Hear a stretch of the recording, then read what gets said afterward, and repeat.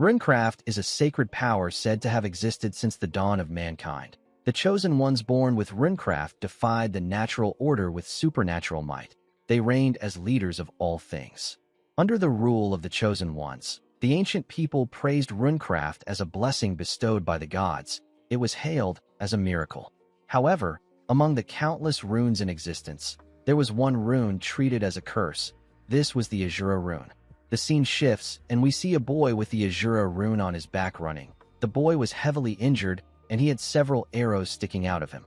He was running away from some people. The people asked him to stop. After seeing that he had gotten far away from them, they asked him to never show his face in their town.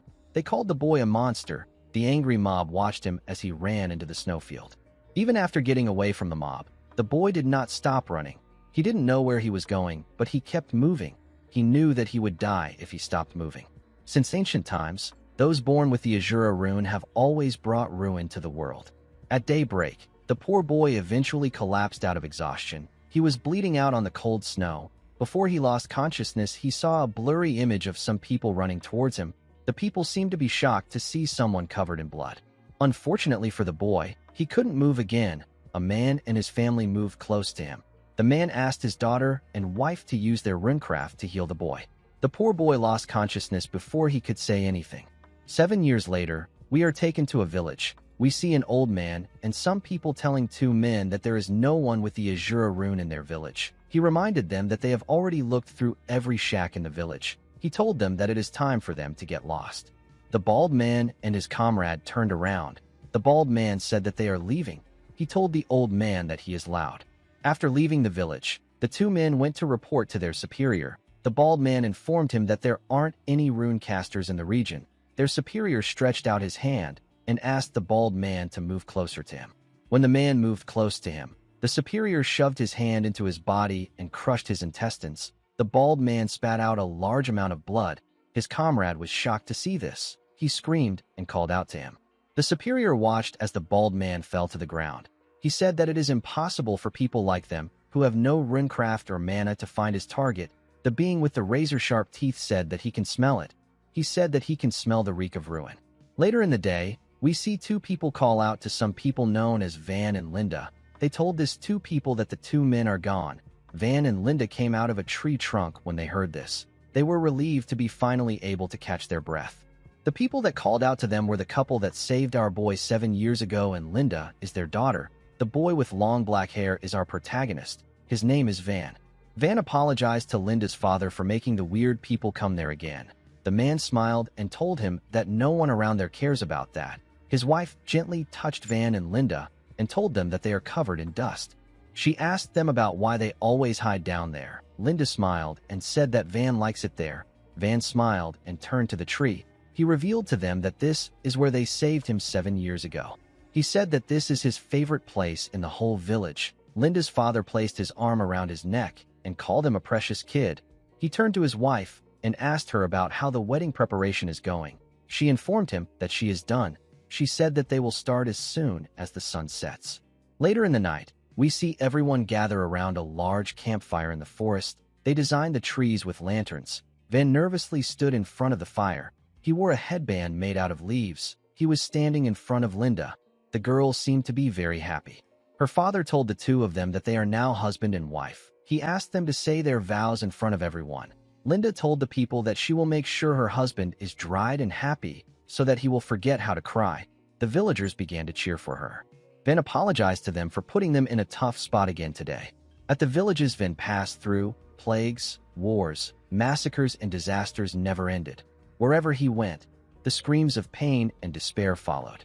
The poor boy couldn't settle down anywhere. If the villagers hadn't taken Van in, he would have died 7 years ago. Our boy told the people that he is not certain if it is okay for them to accept someone with the Azura rune. The moment he said this, Linda gave him a heavy punch on his face and asked him to shut up. Van fell to the ground when he received the punch. Linda told him that they would have never accepted him if they were really scared of him. She revealed to him that they were actually worried when they first met him 7 years ago. However, when a real crisis hit the village, he protected all of them by himself. Linda told her husband that they already decided not to worry anymore. She smiled and assured him that they will get through any crisis that comes at them together like they did in the past. The villagers laughed and told Van that they will protect him for life. One of them said that he is too soft. He wondered about how he was going to handle a girl like Linda. Van stood up and faced his wife. Linda's mom told them that they need to finish the wedding. Van told the girl that he loves her. Linda told him that she loves him too. They gently kissed after saying this. Immediately they did this. The mysterious being appeared. He released his energy and said that he feels like crying. The moment he said this, a large explosion took place in the forest. When Van opened his eyes, he saw his hands covered in blood. When he raised his head up, Van saw something horrifying. The ground was filled with dead bodies. Everyone was covered in blood. Van fell to the ground and screamed out. He couldn't comprehend what was happening. He didn't understand why this was happening now. He was horrified to see the sea of bodies in front of him. He saw Linda's father, whose name is Partel, lying on the ground. He called out to her dead mother, whose name is Kara. Van did not know what to do. He stretched his hand out in fear. He said that he doesn't know what is happening. Immediately he said this. The mysterious being appeared behind him and greeted him. Van was shocked to hear his voice. The man gave him a punch that sent him flying. Van hit his body on the ground and slammed his back on a tree. The man dragged Linda's injured body on the ground and sang a song about Van hiding his Azura rune. He said that all hidden things will show eventually. Van asked him about who he is. He asked him about why he is doing this to them. The man told him that he doesn't need to know the reason. He told Van that he has business with him. He revealed to Van that there is someone who needs the true ruin of his Azura rune. He told him that he wiped out every nearby village thoroughly because survivors will be annoying to take care of. Van was shocked to hear this. The man assured him that this is nothing personal. He said that he is just doing what he was told. He asked Van not to hate him too much. Immediately he said this. He covered our boy with his energy. He revealed to him that this is a pocket dimension prison prepared for him by someone. He explained to him that 1,000 years or 10,000 years doesn't mean much in the prison. He told Van that he will let him out when the time comes. He asked him to wait and be good. He told Van that he actually doesn't know when the time will be. Van stretched out his hand, but the branches created by the man's energy held him down. He quickly turned to his wife. He saw Linda moving her mouth. She was telling him something. She gently smiled after talking to him. Van stretched out his hand when he saw her smile. Unfortunately for him, the pocket dimension prison wasn't going to let him go. Tears poured out of his eyes as the pocket dimension prison closed up. The prison took the shape of a sphere and locked Van in its dimension. Inside the prison world, we see Van lying lifeless on a huge rock. He wondered about what the man meant when he talked about the true ruin. Van always wanted to believe that there was more to his life other than a single rune. He realized that there was never a way out for him from the very start. He told himself that his very existence only brought ruin and death. He realized that there was never a way for him to escape this fate. He wondered if Partel, Kara, and Linda would have survived if he just accepted his fate a little earlier. For the first time in his life, he wanted to believe that things would be different. He wanted to try living a normal life. Van told himself that his vain hope and greedy wish killed everyone. Immediately he thought of this. Numerous spirits surrounded him from all angles. Van didn't move. He was too broken to do anything. He simply told the spirits that he was sorry. He said this thousands of times. He asked the deceased not to forgive him. Inside his head, Van wondered if a God exists. He wondered why God would inflict such a cruel fate upon him. He quickly realized that he is wasting his time. He wondered about what the gods could do for him now. He was quite tired. He was in so much pain. He was tired of life. He closed his eyes and hoped that he would die peacefully. The moment he did this, he remembered his wife telling him that it is not his fault. Even though blood was pouring out of her eyes, Linda still smiled and told her husband that she will love him forever. Van opened his eyes when he remembered this. He pushed himself up. His shirt tore apart and his hair grew longer. He disagreed with Linda and said that this is his fault. He opened his eyes, which had turned red, and asked himself about why he is searching for peace. He told himself that he is spouting nonsense. He couldn't believe that he wanted to end things and take the easy way out. He raised his head and screamed. He told himself that he cannot die yet because he still has something to do. With a horrifying look on his face, Van said that he still has to get revenge. He remembered the dead bodies he saw. He remembered people always telling him that the Azura rune invariably brings ruin. Van screamed and said that he doesn't care anymore. He said that no ruin can be worse than this. He remembered the man telling him that someone needs the true ruin of his rune. Van screamed and released a terrifying energy. He said that he will make the person feel the ruin by himself. He promised to show them what true ruin is. He remembered the village people and the family that took care of him. He asked them to give him a little more time. He promised to join them after he gets his revenge. In order to get his revenge, Ben had to get out of this pocket dimension prison. He forced himself to stand up. The spirits in the prison materialized. They took the shape of monsters with numerous heads. They all charged at him at the same time. They told him that they are dead because of him. They asked him to die. Van released a dark energy. He promised to take his revenge even if it takes him 10,000 years. He swore with a face filled with pure hatred. The moment he did this, Van began to fight the demons. He used his hand and leg to damage and kill them. 200 years later, we see Van still fighting the monster. He was still tearing them apart after 400 years. 600 years later, we see the monsters take the shape of a huge, grotesque creature. It was a giant with thousands of heads. Van stood in front of this monster. He was still filled with pure hate. The boy who would walk the Azura path now danced in ruin. Although Van had gotten stronger, he still didn't know the true power of the Azura ruin. In the 999 year, we see Van charging at the huge, grotesque monster. The monster used its hand to slam our boy to the ground. Van stood up. He was covered in blood and filled with despair. Endless agony befell him. Yet the fire of vengeance in his heart did not go out. He charged at the monster. The monster raised its hands and smashed our boy's body on the ground.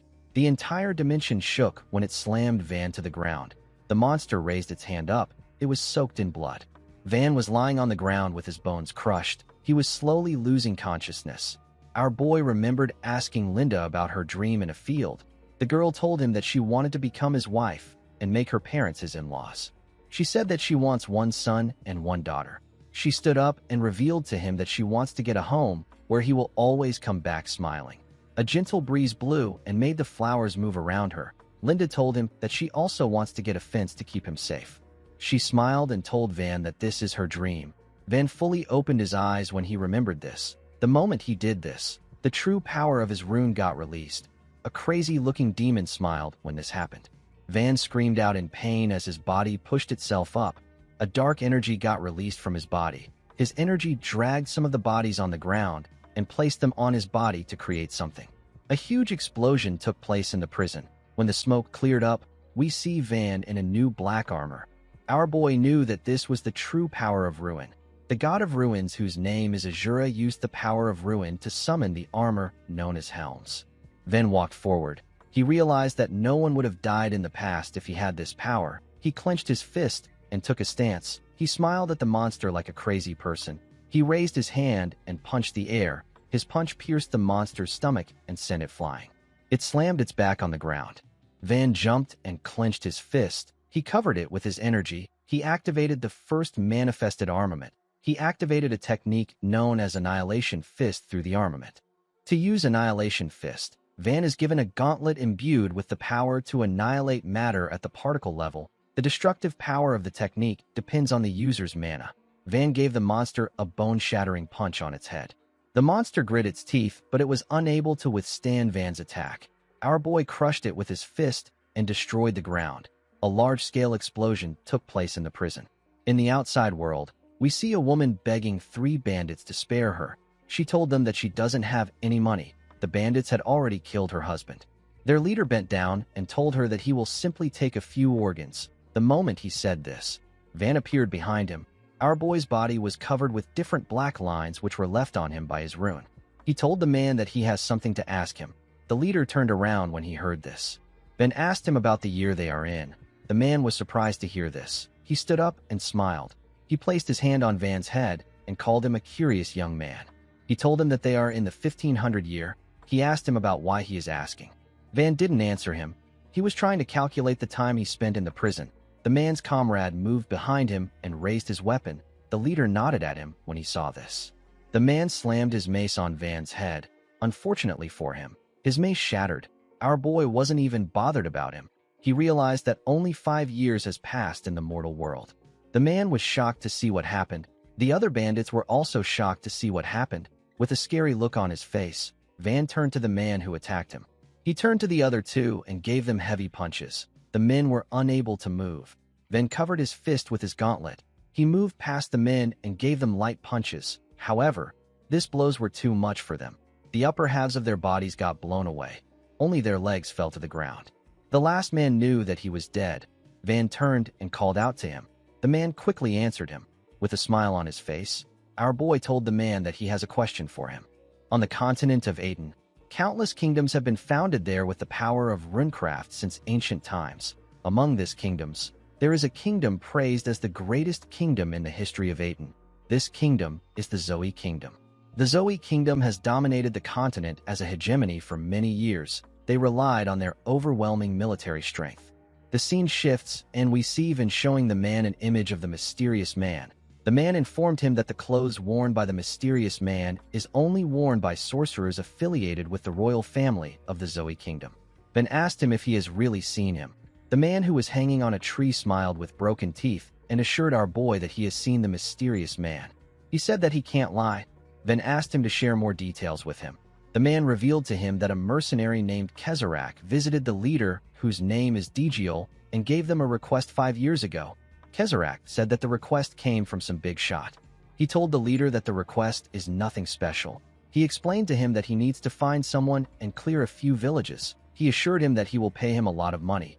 He asked him if he will take it. Although Kezarak said that it is a big shot, the bandits did not expect it to be a sorcerer from the Zoe Kingdom. There was no reason for them to refuse, so they accepted the request immediately. Since they were bandits, this wasn't a big deal for them. They easily cleared the villages and left no traces behind. The man said that it was tough for them to burn all the corpses because there were so many. He told Van that they were still able to take care of them. After they were done with the job, Kezarak paid them and left immediately. Van asked the man if there was a girl with short orange hair among the corpses. The man said that there was. He told our boy that the girl caught his eyes instantly. He said that her corpse was probably burned too. He said that it was a shame because she was so pretty. He told Van that she would have fetched a high price if she was sold as a slave. The moment he said this, our boy remembered his wife and his in-laws. The man realized something odd. He asked Van about how he knew about the girl. The moment he said this, Van gave him a bone-shattering punch. The scene shifts, and we are taken to the bandit den known as Digiol Mountain Hideout. We see the bandits beating up slaves and moving them to different places. They locked some kids up in a wooden cell. One of them said that the kids are quite fresh. Another one said that they have been very rebellious. He called them trash. Their comrade told them that they sell better if they are livelier. While the bandits were carrying out their usual operations, someone knocked on their gate.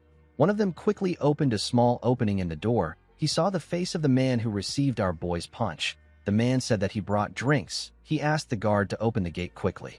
The guard asked him about why he is so late. He told him that he has been gone for ages. He opened the gate and asked him if he brought back something awesome. The moment he said this, he received a punch from Van on his face. Our boy threw away the head of the man who he beat up earlier. He pushed the guard inside and crushed his head. The other guard raised his mace and swung it at Van. Our boy blocked it with his hand. The man swung his mace at Van multiple times. He called him a bastard and asked him about where he crawled out from. Van easily dodged his attacks and moved closer to him. He clenched his fist and covered it with his energy. He asked the man to shut up. He gave him a bone-shattering blow and destroyed part of their gate. The bandits all turned to the gate when they heard a loud sound. They saw Van walking towards them with the head and body of their comrades. He called them insignificant pests that have gathered to play bandits. He threw the head and body of their comrades in front of them. He asked them about where their leader is. He said that he wants to talk to him. The bandits took out their weapons. They wondered if our boy has lost his mind. One of them asked him if he knows where he is. A huge man wearing a fur coat asked them to step back. One of them turned to the man who turns out to be their leader and assured him that they can handle the situation. Digiol called him an idiot and asked him if he wants to lose his life. He said that our boy is a sorcerer born with runecraft like him. He asked his subordinate to step back. He asked Van to tell him what he wants from him. Van reminded him that he did a job for a sorcerer in the Zoe Kingdom 5 years ago. The meeting was arranged by a mercenary known as Kezarak.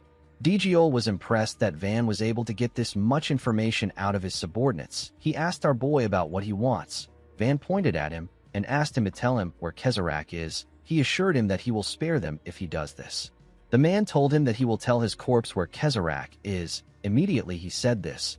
He covered his hand with his energy and gave Van a very powerful punch on his face. The attack sent Van flying. DGO told our boy that he should try hiding his magic power that is covered in killing intent if he is going to lie that he will spare them. The moment he said this, his body completely transformed. DGO has the blade rune. It gives him the ability to cover his entire body with sharp and hard blades. The bandit told Van that he is going to die there. Our boy already knew that he couldn't get through to the bandits with a conversation. He stood up and glared at the man with a scary look in his eyes. Immediately he did this. Van appeared in front of DGO in an instant. He gave him a bone-crushing punch in his chest. The man spat out a large amount of blood. Van quickly gave him another punch. He asked DGO if he is only this strong. The man grit his teeth out of anger. He called Van a bastard. He clenched his fist and swung it at Van. He asked him to die.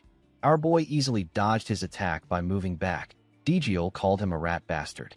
He put his arms together and began to spin at a crazy speed. He fired his blades at Van. He told him that he won't go easy on him anymore just because he is a young sorcerer. DGO watched as his blades hit Van. He asked him about how it feels to have his body torn apart. He believed that our boy won't be able to take a single step forward. To his surprise, Van was walking towards him.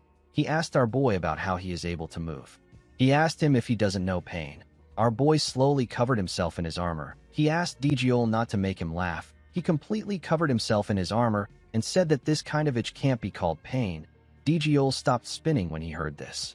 He gathered all his blades into his right hand and created a huge hand. He asked our boy to try to take this. Van knew that this would only peel off his skin a bit. He felt like the attack was too shallow. The level of pain it could cause was too shallow.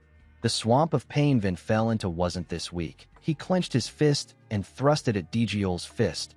Unfortunately for DGO, our boy's punch was just too powerful. His attack crushed his hand and destroyed his upper body. It destroyed everything behind him and tore through the forest. The impact of his attack cleared the sky. After he was done with DGO, our boy turned around. He told the bandits that they need to pick up from where they left off. The men knew that they were dead. At sunset, we see several bodies lying on the ground. They all had a weapon sticking out of them. Van was sitting on the bodies. The last bandit alive informed him that Kezarak is in the Nordya kingdom. Our boy asked him if he is certain. The man said that he is sure of it. He asked Van if he will spare him as promised. Van asked him if he promised to spare him.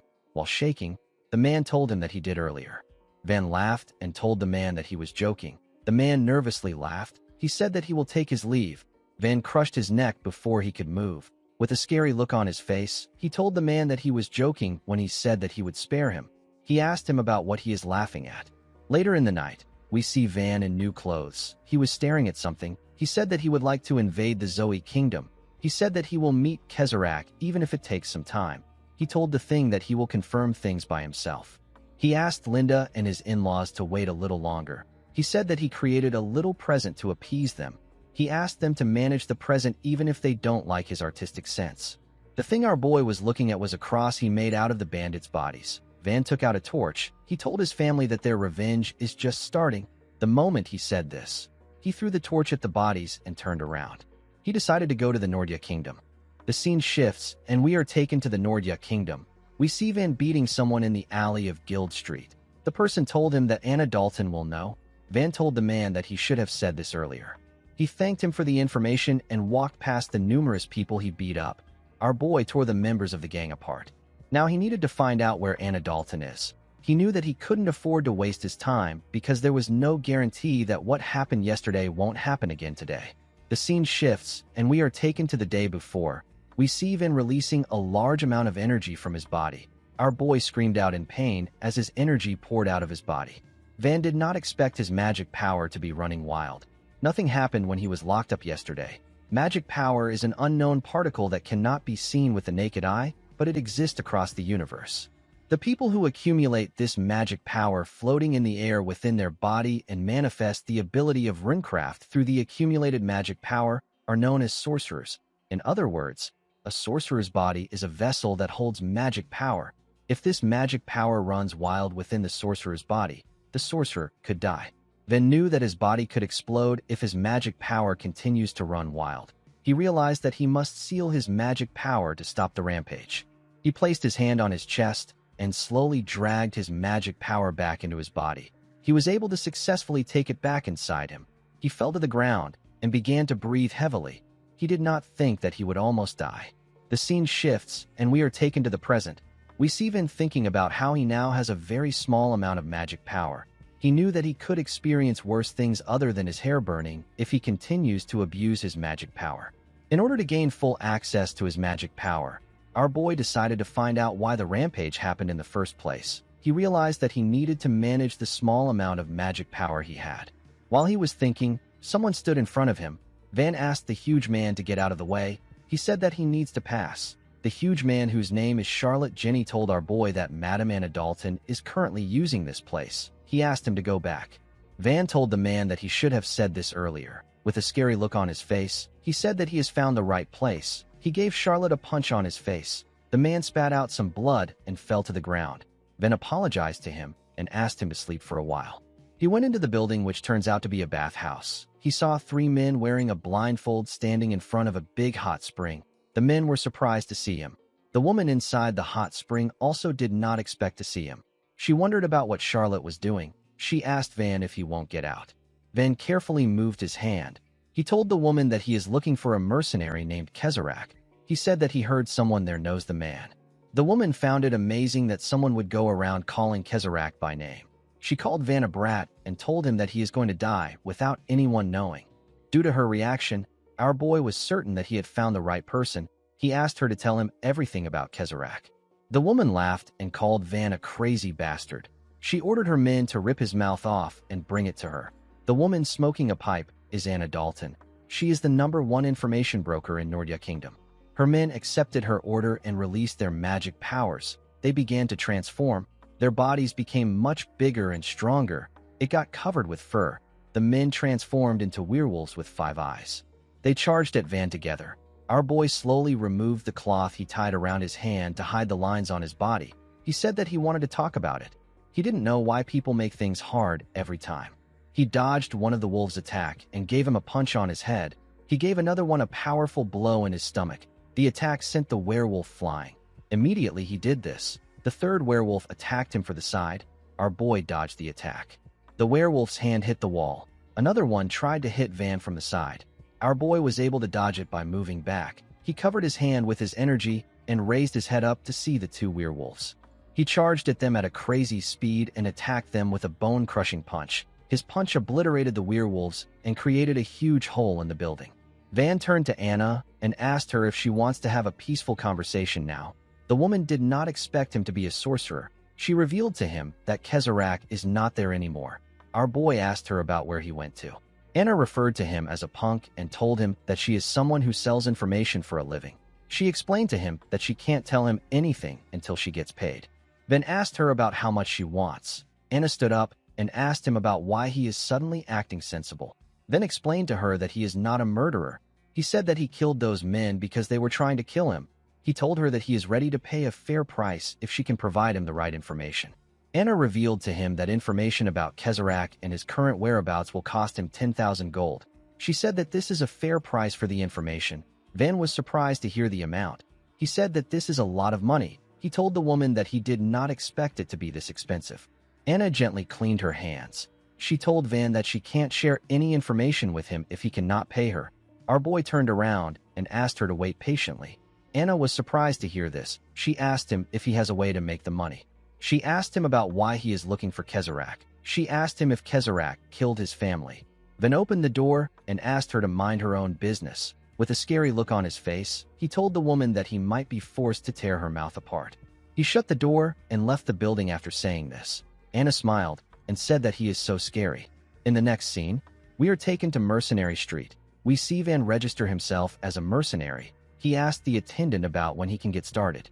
The attendant, who appears to be a being from a different race, explained to Van that mercenaries get a lot of work, but it takes time for rookies to get anything because experienced veterans are assigned jobs first.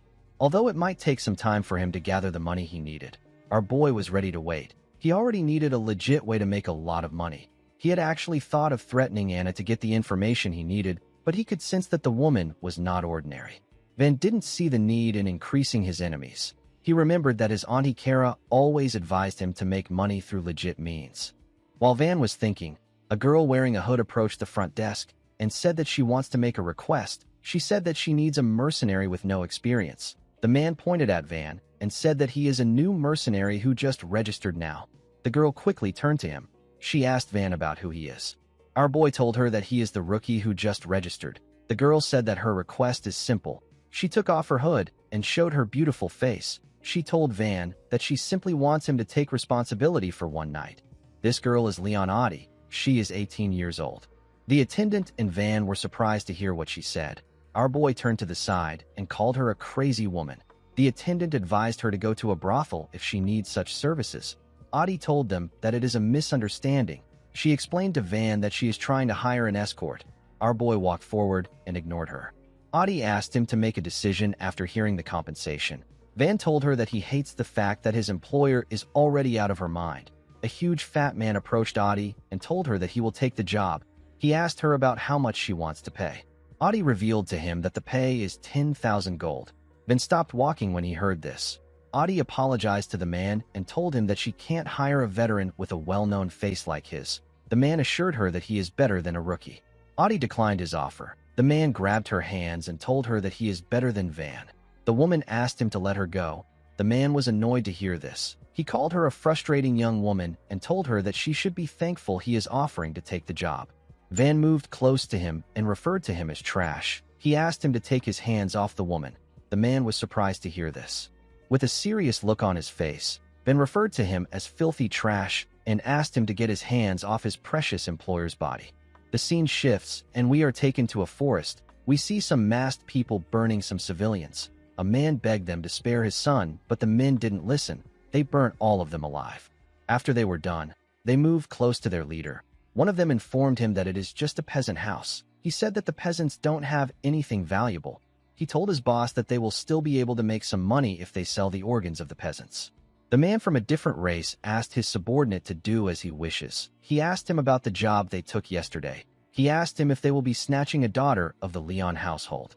The man told him that he is correct. The leader asked him to pick the 3 best men and keep them on standby. With a smile on his creepy face, the leader asked the man to hang the young boy he tortured. The boy was bleeding from every part of his body, and he had wires sticking out of him. The subordinate said that he will have the men on standby immediately. The leader asked him not to do it again. He activated his rune and used it to raise the man. While struggling to gain control of his body, the man asked his leader, whose name is Merkel, if he did something wrong. Merkel told him that he did nothing wrong. He said that the boy he played with is not enough to satisfy him. He smiled with his razor-sharp teeth and told the man that it will be perfect if he dissects him and hangs him next to the boy. The man screamed out in pain. The scene shifts and we see Van eating some steak. Audie was sitting in front of him. She seemed to be worried. She slammed her hand on the table. Van did not know why she did this. He asked her if the food does not suit her taste. Audie was shocked to hear this. She asked him about how he can swallow food like that. She asked him to stop using a person as a chair. Our boy was using the fat man that he beat up earlier as a chair. He asked Audie if she doesn't want to try using the man as a chair too. The woman said that she doesn't. She asked Van to let him go. She remembered how Van easily beat up the man. Our boy kicked him several times and asked him not to splash his bodily fluid on his precious employer. Audie had to be the one to hold him back. She told him that the man was going to die. The man begged our boy to spare him. Although our boy was rough, he was a skilled newbie with no paper trail. He was the perfect mercenary that Audie needed. Van got a chair and sat properly. He said that his other chair was comfy. Audie asked him not to treat people like objects. Our boy decided to get to business. He asked Audie about how far he has to take her as an escort. The woman told him that he is guarding her to the border of the Awana kingdom. She said that they will cut through the forest so that they can get there in a day. Van found it odd that she would spend 10,000 gold on a simple escort. He told the woman that he has a bad feeling that this ties to something dangerous. He glared at her and said that this might involve some powerful house or a fugitive. He asked her to share her identity with him. Audie revealed to him that she is the daughter of a somewhat wealthy man. She said that her father dotes on her a lot. Van wasn't convinced. He moved his face close to hers to see if she was lying. Audie told him that she can hire someone else if he is really suspicious. Our boy quickly moved away from her. He told her that he can never be suspicious of his precious employer. Audie was shocked to see how his attitude changed. Van asked her about when she would like to leave. Audie said that it will be good to leave early. Van told her that they can go now. Audie was surprised to hear this. Our boy said that he doesn't want to waste his client's valuable time. Adi did not expect to hear this. In the next scene, we are taken to the Gaseolso Mountains. We see our boy and Adi walking through the forest. The woman mentioned that they are halfway through the forest. Adi was relieved to see that everything was going well. She wondered if she even needed to hire a mercenary. The moment she thought of this, Ben asked her to stop. Adi was surprised to hear this. She asked him if something is wrong. Ben asked her to be quiet. He could feel magic power in the area. Magic power is also known as mana. Our boy closed his eyes and focused on his senses. He could feel the energy of 3 people sprinting towards them. He quickly realized that they were 4. He could sense Merkel's presence. He was certain that the man was dangerous. Merkel sensed Van's presence. He raised his hand and told our boy that peeking is bad. He fired an attack at him. Van quickly opened his eyes. He grabbed Adi and jumped back. Merkel ordered his men to capture the Leon family's daughter. Adi asked Van about what happened. Our boy explained to her that it was simply a warning shot. He said that the real one is coming. The moment he said this, he turned to the side. He saw Merkel's men coming towards them.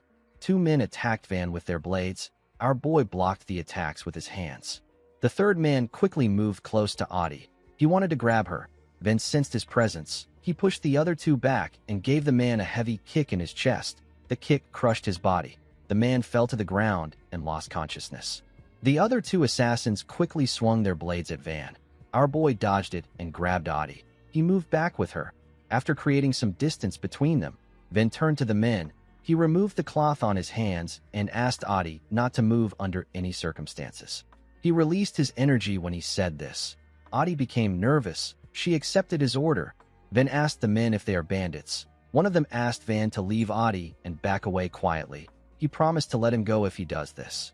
Our boy smiled and told the man that he will leave if he pays him 10,000 gold. The man called him a fool. The man and his comrade charged at Van. The men swung their blades at him at a crazy speed. Van blocked their attacks and kept up with their speed. He was still able to attack them. The men made their attacks faster, but our boy was still able to keep up. He blocked their attacks without getting a cut on his body. Van carefully moved back after testing the men. One of them said that he was worried that he would be a sorcerer. He told Van that he is just a brat.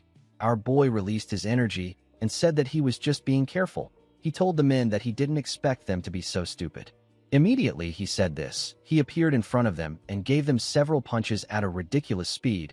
He gathered his energy in his fist and gave them a bone-crushing punch. His punch tore the men apart and blew away the things around them. The men's bodies were completely destroyed. Only their legs were left. Van called them a bunch of clowns. Adi could not believe her eyes. She believed that Van was younger than her. She wondered about how he was this powerful. She knew that her father would be shocked and thrilled if he saw this. The moment she thought of this, someone said that sorcerers often gauge each other's mana because the amount of mana a sorcerer has often matches his skill level. Van was surprised to hear the person's voice. He turned to him and told him that he thought he ran away because he stayed hidden for so long. The person he was talking to was Merkel. Merkel was surprised to see that Van had the same amount of mana as him, even though he is just a kid. He wondered if our boy was born with it. He said that he will have to dissect him. With a creepy smile on his face, the crazy man told Van that a sorcerer like him must have amazing organs. Merkel is also known as the Mad Anatomist. He is the leader of the Merkel gang. The gang is involved in murder, human trafficking, kidnapping, and other heinous crimes. Merkel told Van that he will dissect him painlessly if he hands over Adi. Our boy asked him to screw off. Merkel raised his hand and asked him to die. He fired his energy at him, then called out to Adi. He asked her if she was lying when she called herself an ordinary merchant's daughter. Adi was shocked to hear this. She didn't know what to say. Van asked her to save her excuse. He said that he is not interested in listening to it. He grabbed her clothes and moved her in front of him. Adi was shocked to see what Van did. The attack was about to hit her. She called Van a bastard. Merkel was shocked to see Adi in front of Van. He could tell that our boy was serious about letting her take the hit. Before his attack could reach Adi, Merkel stopped it. With a look of anger on his face, the man called Van a crazy bastard. Adi told our boy that she almost died. Merkel asked Van if he isn't Adi's bodyguard. Adi called him a lunatic and reminded him that she is his employer. Van wasn't listening to her. He saw that Merkel twisted the direction of his attack in an instant. He realized that the man was a sorcerer that was skilled in manipulating mana. He understood that Merkel's goal isn't to kill Adi. He wanted to capture her.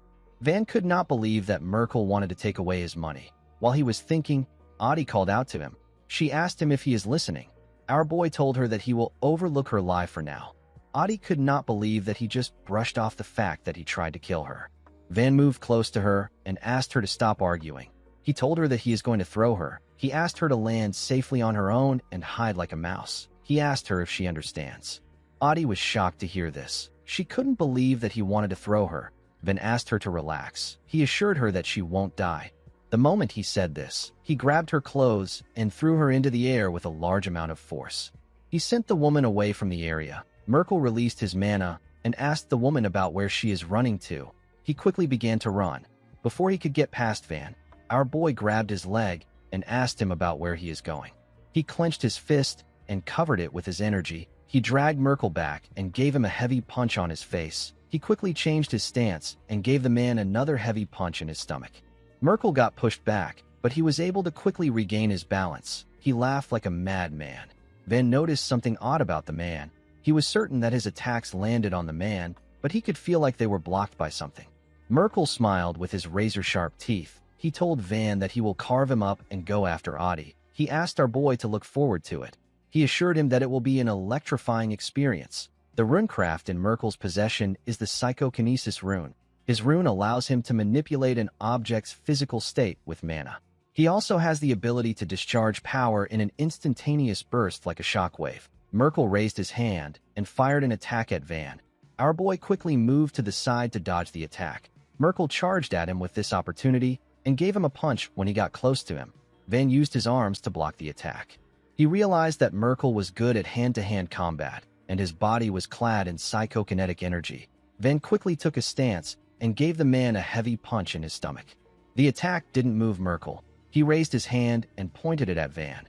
Our boy quickly moved away from Merkel's sight. The man fired his energy immediately. Van moved. Our boy quickly swung his fist at him. His attack was blocked by a shield. Merkel created the formidable shield with his psychokinetic energy. Upon seeing that his fist couldn't reach the man, our boy moved back.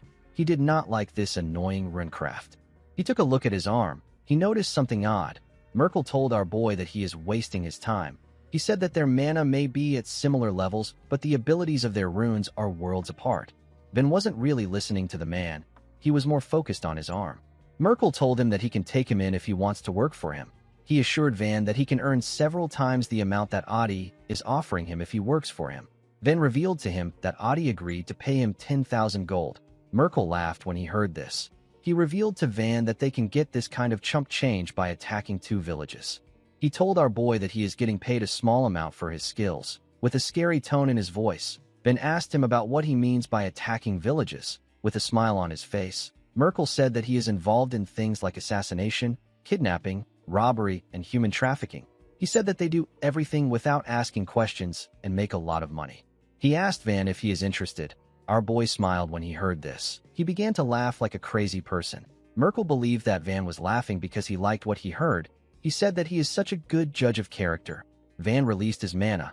He told Merkel that he is laughing at himself for actually talking to him. The man was surprised to hear this. Van took a stance. He couldn't believe that he was actually having a conversation with a worthless vermin. With a scary look on his face, he told Merkel that he has decided to tear his limbs apart until he is unrecognizable. Merkel was annoyed to hear this. He called Van an insolent bastard. He couldn't believe that Van was acting like this when he offered him an opportunity. Before he could do anything, our boy appeared in front of him. He began to punch his shield. Merkel asked him about what he is doing. He reminded him that he said that he can't break his shield. Van didn't listen to the man. He made his punches faster. He began to slowly push Merkel back. His attacks gradually became stronger. His punches began to crack the shield.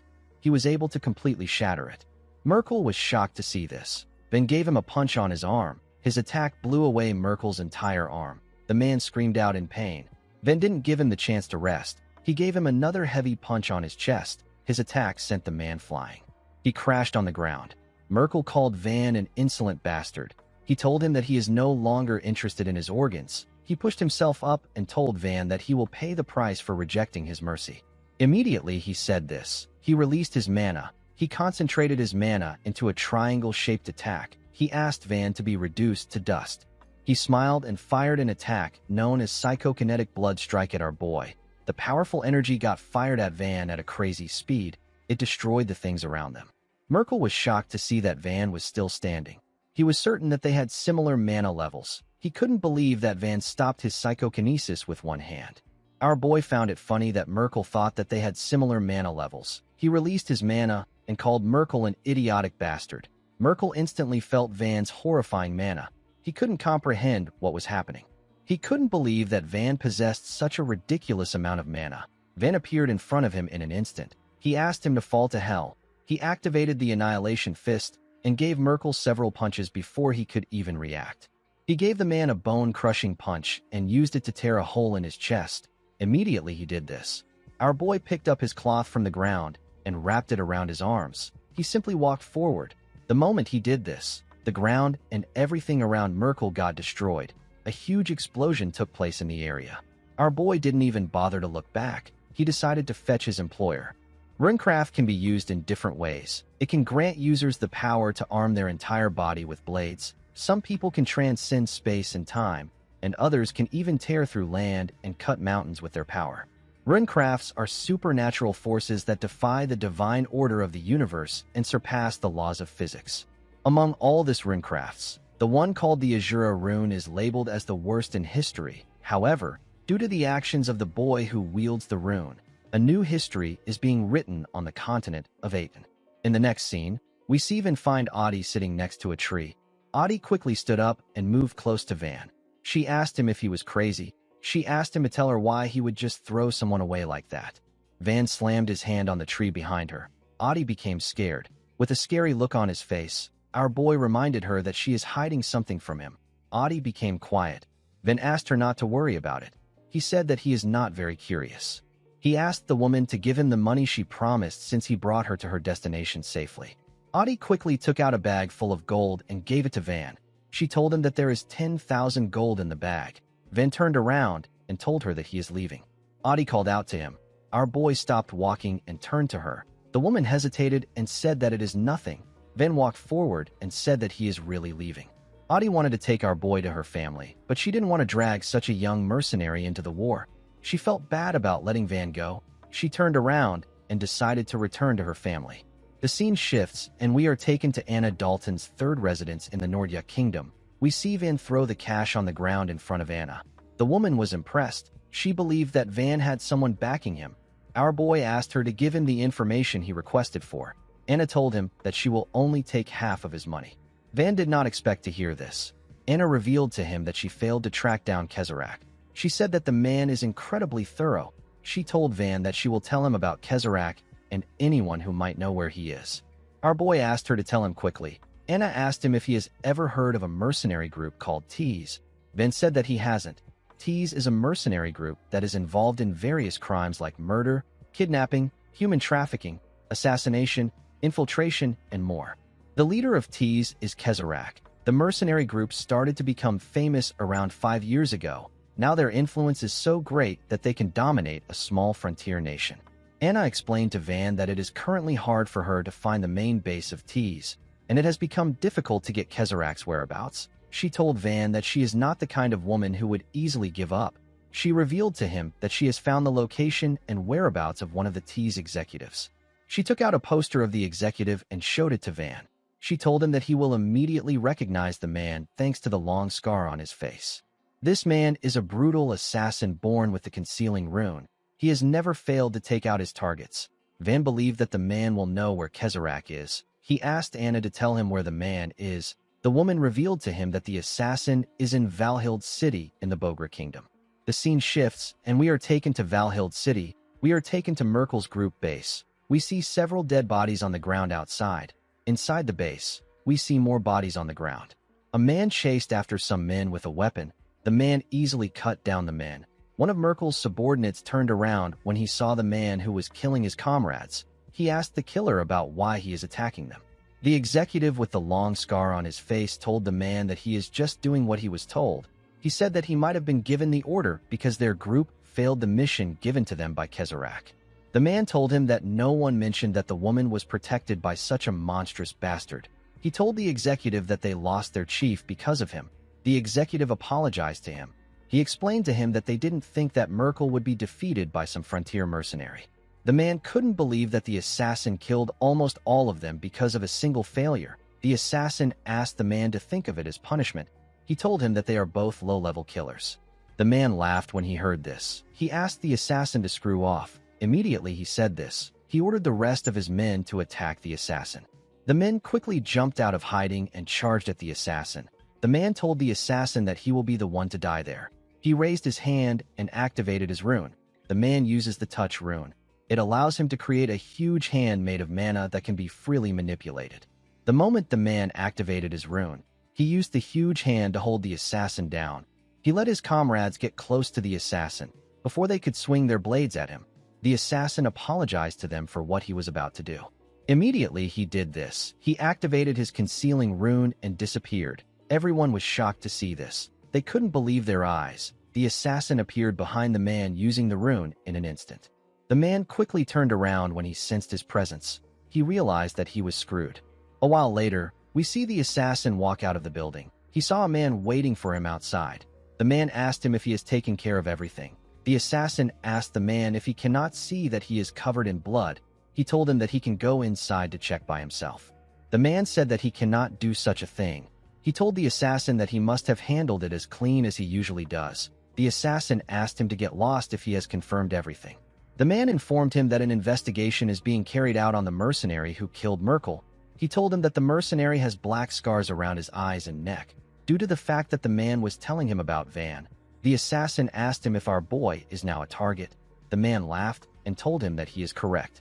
He told the assassin that this is why Kezarak won't let him go. The assassin asked him to shut up. The man said that he will inform Kezarak about what happened today. After saying this, he disappeared. After the man left, the assassin took out a cigarette and placed it in his mouth. He looked at the moon and thought about how Van has black scars on his eyes and neck. The scene shifts, and we are taken to Anna's house. Van said that the Bogra kingdom is close by. He told Anna that he has one more question. With a scary look on his face, Van asked her to tell him the name of the executive. Immediately, he asked his question. We see the assassin thinking about how the number of people he has to kill keeps increasing. The assassin is known as Hoxa. He is an executive of the T's mercenary group. In the next scene, we see a young boy and girl nervously standing in front of something. The girl asked the boy, whose name is Mayget, if there is any way for them to get out of this situation. A huge snake-like monster with an open intestine stood in front of the boy and girl. The monster had a huge set of teeth in its intestines. This snake monster glared at the two children. Mayget told the girl that he doesn't have any ideas. The snake monster hissed at the children and raised its gigantic hands. Before the monster could crush them, someone charged at it. The person jumped and clenched his fist. The person turned out to be Van. Our boy tore through the monster's intestine with his fist. The monster was unable to react to his attack. Its body tore apart, and its flesh spilled out. The two kids were shocked to see this. The monster fell to the ground in front of them. Van wore a hood and moved close to the children. He asked them if they are all right. With a shaky tone in her voice, the girl told him that they are fine. She thanked him for his help. Van turned to the sky to see numerous flying monsters that were above them. He told the kids that the area is crawling with monsters. He advised them to leave immediately. The girl told him that she wants to repay him for saving them. Van asked her not to worry about it. The girl told him that they can't just let him leave. She asked him to join them for a meal. Mayget agreed with her. He told Van that their shop is nearby. Van declined their offer. He told them that he is actually looking for a shop around the area. The blonde girl, whose name is Ofen, asked him about the name of the shop. She said that they know every shop around the area. Van revealed to her that he is searching for a tavern called the Blue Knight. He asked her if she has heard of it. The girl was surprised to hear this. She revealed to Van that this is the name of their tavern. Mayget found it surprising that someone was searching for their tavern. He said that it is not a place people usually look for. Ofen asked him to shut up. She moved close to Van and introduced herself to him as the cook of the tavern. She introduced Mayget as her younger brother. She referred to our boy as Savior and asked him about his name. Van told the girl that his name is Ban. Ofen asked him to follow them. In the next scene, we see Van and the kids arrive at the Blue Knight Tavern, which is on the outskirts of the Bogra Kingdom. Ofen waved to a boy she saw outside. The boy asked her about why they were gone for so long. He told her that they have already finished preparing all the ingredients. Two little girls moved close to Ofen and hugged her. Ofen apologized to the boy and informed him that they ran into a monster on their way back. The boy was shocked to hear this. He grabbed her shoulder and asked her if they are all right. Ofen assured him that they are fine. She told him that a kind person saved them. The boy asked her about what she means. Ofen turned to Van. She asked the boy to greet him. She introduced Van to the boy whose name is Hasaya. She revealed to him that our boy was on his way to their shop. Hasaya was surprised to hear this. He asked her about why Van wants to come to the Blue Night. Ofen asked him to shut up. Our boy went into the well-maintained tavern with the kids. Ofen asked him to seat anywhere he likes. Van asked her if the place is run by kids. The girl turned to him and told him that they actually live there. Van curiously asked her about what she means. Ofen revealed to him that they are not a real family. She said that they came from different kingdoms. She said that the little girls whose names are Lily and Ein lost their parents in the war. Hasaya's village got destroyed by monsters and Megit's family were killed by mercenaries. These children should have been dead a long time ago, but they were saved by a man. The man was the one who brought them there and took care of them. Ofen said that the man is the owner of this tavern and their first savior. She wondered about where he was. Hasaya said that the owner is probably sleeping because he got back from work late yesterday. Ofen said that she will wake him up. She asked Van to make himself at home. As she walked towards the stairs, she wondered why their savior was sleeping when they have a visitor. She went into the man's room and called out to him. She asked him about how long he plans on sleeping. The man gently moved and asked her to give him a little more time. Ofen asked him to get up in order for him to calm Megit down. She revealed to him that they almost got killed by a monster they ran into on their way back. She said that Megit is probably shaken up. The man quickly jumped out of the bed. He asked her if she is all right. Ofen told him that she is fine. She said that a kind person saved them. The man turned out to be Haksa. He was surprised to hear about some kind person. Ofen revealed to him that the person was on his way to their shop. Haksa realized that it would be rude for him to just stay in his room. He decided to greet Van. Ofen told him that this is a good idea. He went downstairs with the girl. Ofen pointed at Van when they got downstairs. Haksa walked up to our boy and told him that he heard about how he saved the kids. He thanked Van for his help. Van told him that he was simply passing by. He said that things took an interesting turn of events. Haksa did not understand what he meant. Van carefully directed his killing intent at the man and told him that he looks very much like the person he is looking for. The assassin was shocked to feel our boy's mana. He sat down and said that this is impossible. He told Van that he is just the owner of an unpopular tavern in the middle of nowhere. Our boy revealed to him that an informant told him that the owner of the tavern is an amazing cook. Haksa understood what he meant. He said that he did not expect to get a referral. Van told him that he would like to see his skills by himself. Haksa told him that the children tend to get rowdy when he is in the kitchen. He said that they will disturb his rest. Van suggested that they meet early in the morning tomorrow if he is worried about the children. Haksa said that the children will be fast asleep around that time. He accepted Van's offer. Van told him that he will sleep early tonight. The man told him that he made a wise decision. He moved close to Ofen and asked her to show Van to a spare room. Ofen smiled and told the man that she has never seen him warm up to someone so quickly. She asked him if he is all right. Haksa forced himself to smile and turned to the girl. He told her that he and Van are the same. He said that they both understand each other. Later in the night, we see Ofen showing Van his room. She asked him to let her know if he needs anything. After saying this, the girl turned around. Before she could leave, Van called out to her. He asked her not to thank him. He told her that he didn't save her on purpose. Ofen found this funny. She said that Haksa also said the same thing when he saved her. She asked Van to rest well. She left the room after saying this. Our boy felt bad when he heard this. Later in the midnight, we see Haksa at Van's doorstep. He was carrying his blade. He stepped into Van's room and found him sleeping on the bed. He quickly thrust his blade at our boy. Before his blade could reach him, Van opened his eyes and grabbed it with his hand. Haksa was surprised to see this. Van quickly gave him a punch. Haksa used his blade to block the punch, but he got pushed back. Van got up and told Haksa that he has been waiting for him. The scene shifts, and we are taken to the past. We see Haksa talking to someone with a device. The person's face appeared like a hologram. He informed the man that a sorcerer with black scars on his eyes and neck is in his tavern. He said that the sorcerer suspected of killing Merkel is in his tavern right now. The man said that this will save him a lot of trouble. He asked Haksa to summon him with the formation right now. Haksa said that Van might sense something and try to run away. He told his comrade that he will make sure Van can't escape before he summons him. The man told him that he will be waiting for him. The scene shifts, and we are taken to the present. We see Van telling Hoxa that he has a disgusting behavior. He found it disgusting that the man would take in children and secretly kill people behind the scenes. Hoxa apologized to Van for not being able to be a better adult to him. Our boy asked him to save his excuses, with a scary look on his face. Van asked Hoxa to tell him where Kezarak is. The assassin was shocked to hear this. He realized that Van came there already knowing everything about Tease. He told him that he can't tell him where his boss is. Our boy told him that he understands. He raised his leg up and took a stance. He told Hoxa that he wants to see if he can still say this after he cuts off his limbs. The assassin released his mana and told Van that he will pretend as if he never saw him if he turns back now.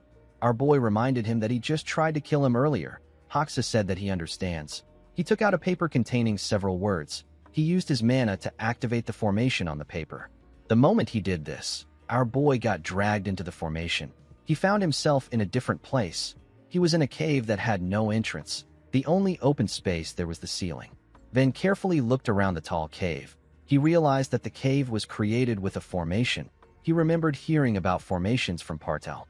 A formation is a runecraft power inscribed into letters or images. When mana is poured into a formation, the stored power can be unleashed. Formations are usually cast by using paper as a medium, but they can also be set up using certain places or objects.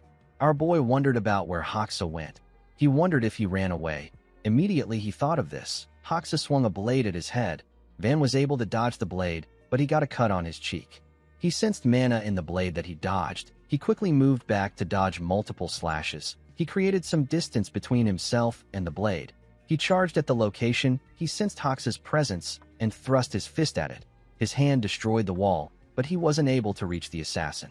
Our boy noticed that the man's presence has vanished again. The moment he thought of this, the assassin appeared next to him and advised him not to turn his back on his opponent. Van was shocked to hear his voice. Hoxa thrust his blade at Van. Our boy was able to dodge it by bending his head. He quickly jumped back in order to create some distance between himself and the assassin. He realized that he can't see Hoxa with his naked eyes, and he can't sense his presence. He couldn't even hear a sound in the cave. He knew that this was Hoxa's runecraft. The assassin stood at the top of the ceiling. He put another blade on his other arm and put them together. The assassin uses a concealing rune. It allows him to erase his presence completely. Hoxa activated his rune and charged at Van from above. Our boy was able to dodge it by running fast. Although it was hard for him to dodge attacks in this narrow cave, it was even harder for him to locate the man. The moment he thought of this, he jumped in order to dodge Hoxa's blade. He quickly moved back. He clenched his fist and moved forward at a crazy speed. He was moving close to the invisible assassin. Hoxa was shocked to see Van coming at him. He quickly realized that our boy has figured out his location. Before he could move, Van grabbed his neck and raised him up. He told him that hiding his body won't help him because he can still see his mana. One of his eyes turned black when he said this. The eye is his second manifested armament. It is known as the Truth Eye. The eye allows him to perceive even the faintest mana that is undetectable to normal senses. Hoxa could not believe what was happening.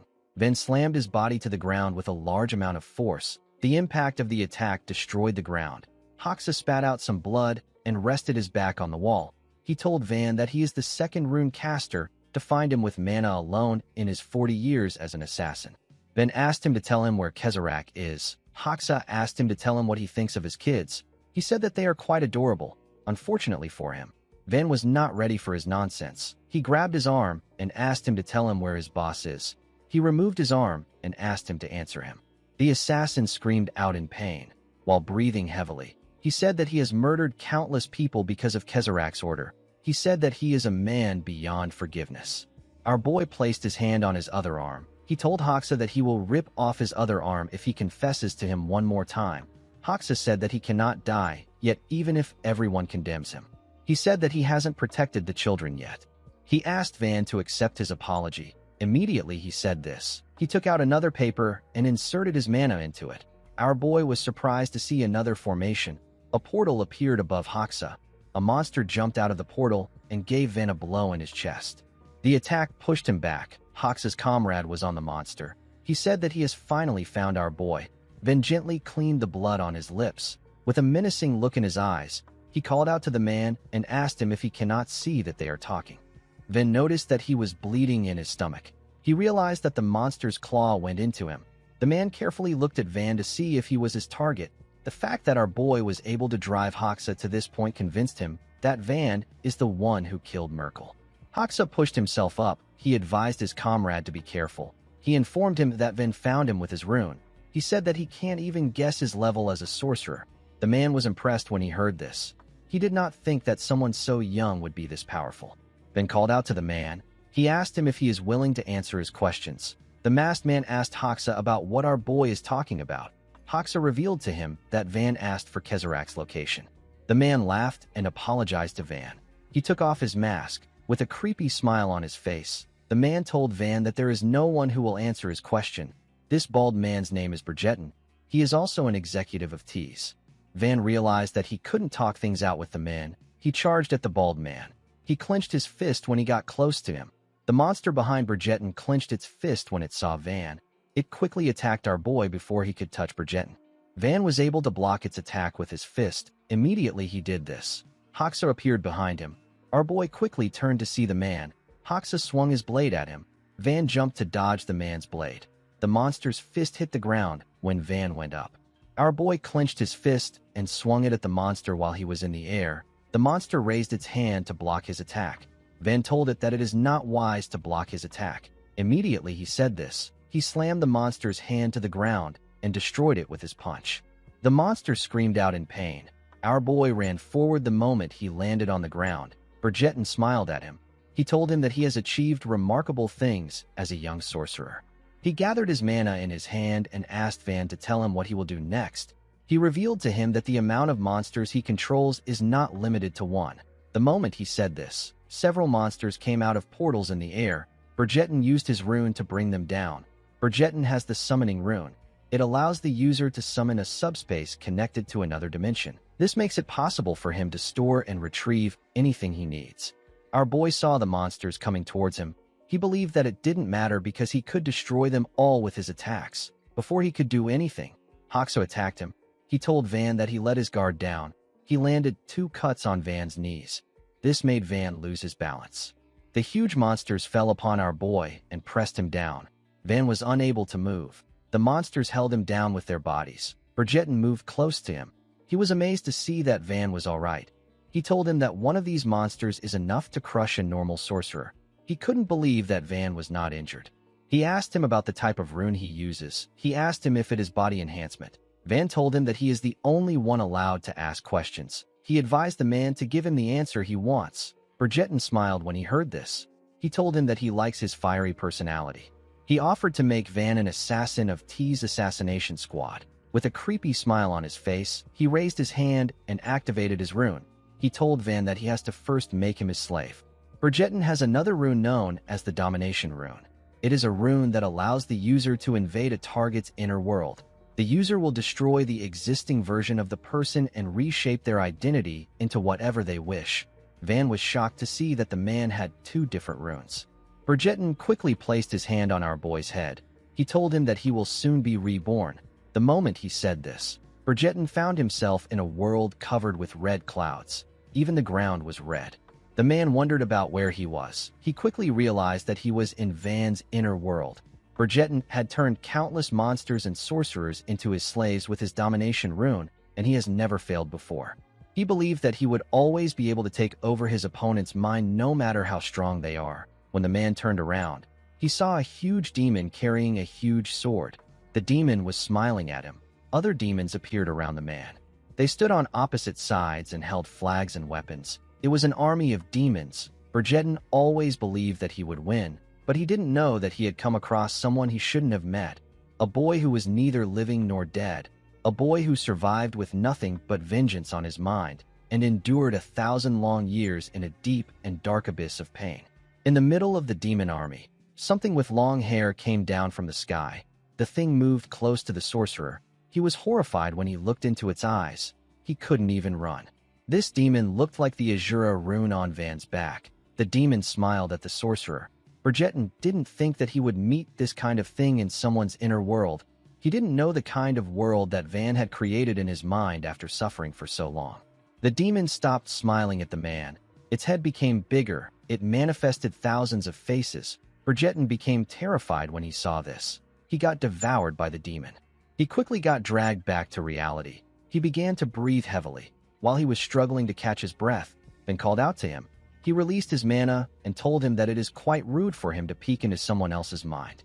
Bridgerton was shocked to hear this. He called our boy a monster. Van dragged his hand out and gave the man a punch on his chest. Bridgerton screamed out as blood gushed out of his hand. Hoxa couldn't believe what was happening. He couldn't believe that Bridgerton's brainwashing failed. Van raised the monsters on him up and said that one sorcerer locks people in a strange cage while the other one peeks into others' secrets. He told the men that they are quite unpleasant. He threw the monsters up and gave them a life-crushing punch. He destroyed every single one of them with this earth-shattering punch. His attack destroyed the cave and threw the sorcerers out of the dimension. They were sent back to reality. They landed outside the shop. Hoxa and Bridgerton got slammed to the ground. Van was thrilled to see that the formation was broken. Hoxa tried to stand up, but he was too injured. He spat out a large amount of blood. Van took a look at Bridgerton. He saw that the man has already passed out. He decided to question Hoxa. He grabbed the assassin by his hair. Hoxa screamed out. Van told him that this is his last chance. He asked the man to tell him where Kezarak is. Hoxa didn't say anything. Van could tell that the man wasn't going to give him an answer. He stood up and told Hoxa that he doesn't need to give him an answer if he doesn't want to. He covered his hand with his energy and told the man that he will make him speak. Before Van could do anything, Ofen screamed and asked him to stop. She and her other siblings ran in front of Van and asked him to stop. They asked him not to kill Hoxa. The assassin was shocked to see this. He asked the children about what they are doing. Ofen begged our boy to spare their savior. Van explained to her that he doesn't plan on killing Hoxa yet, but he might die during the interrogation. With a scary look in his eyes, Van asked the kids to get lost if they don't want to die too. Hosea charged at our boy and hit him in the leg. He asked Van to stop. Ofen called out to the boy when she saw this. The boy held Van's hand. Van asked him about what he is doing. He asked him if he is not going to let him go. Hosea begged Van to leave them alone. Hoxa begged his children to run away. The children told him that they are not leaving him. Van was annoyed to see what was happening. He asked the children if they are joking with him right now. He pushed Hosea to the ground and took a stance. Ofen called out to her brother when she saw this. With a scary look in his eyes, Van told the boy that he will kill him first if he is prepared to die. Hosea quickly raised his hands up. Before Van could do anything, Bridgerton raised his hand up and released some energy. Van quickly turned to him. The sorcerer activated his summoning rune and used it to open a portal that released a monster's claw-like tentacles. Van quickly put his hands together to protect himself. He didn't think that Bridgerton would still be alive. To his surprise, the tentacles avoided him. Van did not expect this. He instantly realized that Bridgerton wasn't aiming for him. He was aiming for Hoxa and the children. The monster used its claw-like tentacles to stab Hoxa and his kids. Van quickly charged at Bridgerton. The sorcerer smiled at our boy. He knew that he wouldn't reach him. He used his summoning rune to place himself in his own world before Van could reach him. Our boy was only able to feel his mana. Inside Bridgerton's dimension, we see him resting on a huge floating rock. Since he has killed Hoxa and the kids, the man was certain that there was no way Van would gain information about Kezarak. He took a look at his arm and said that he went through a lot because of Van. He couldn't believe that there was a sorcerer who had such a terrifying inner world. He knew that he had to report this to Kezarak immediately. The moment he thought of this, someone tore space open and stepped into his dimension. Bridgerton instantly knew who it was when he felt his energy. His body got covered with sweat as he turned around. Van placed his hand on the man's head. With a nervous look on his face, Bridgerton asked Van about how he got into his dimension. Our boy revealed to him that there was a tiny passageway in space leading to his dimension. He explained to Bridgerton that he injected his mana into the space and forcefully tore through it before it could close.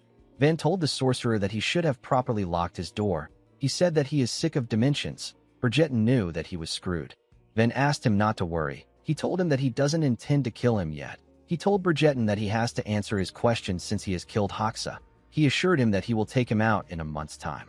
Immediately he said this, Van's head transformed into a horrifying creature with several heads. He asked Bridgerton to stay there for a bit. This ability is the third armament. It is known as Gluttony's Pocket. It allows the user to devour living creatures that possess mana.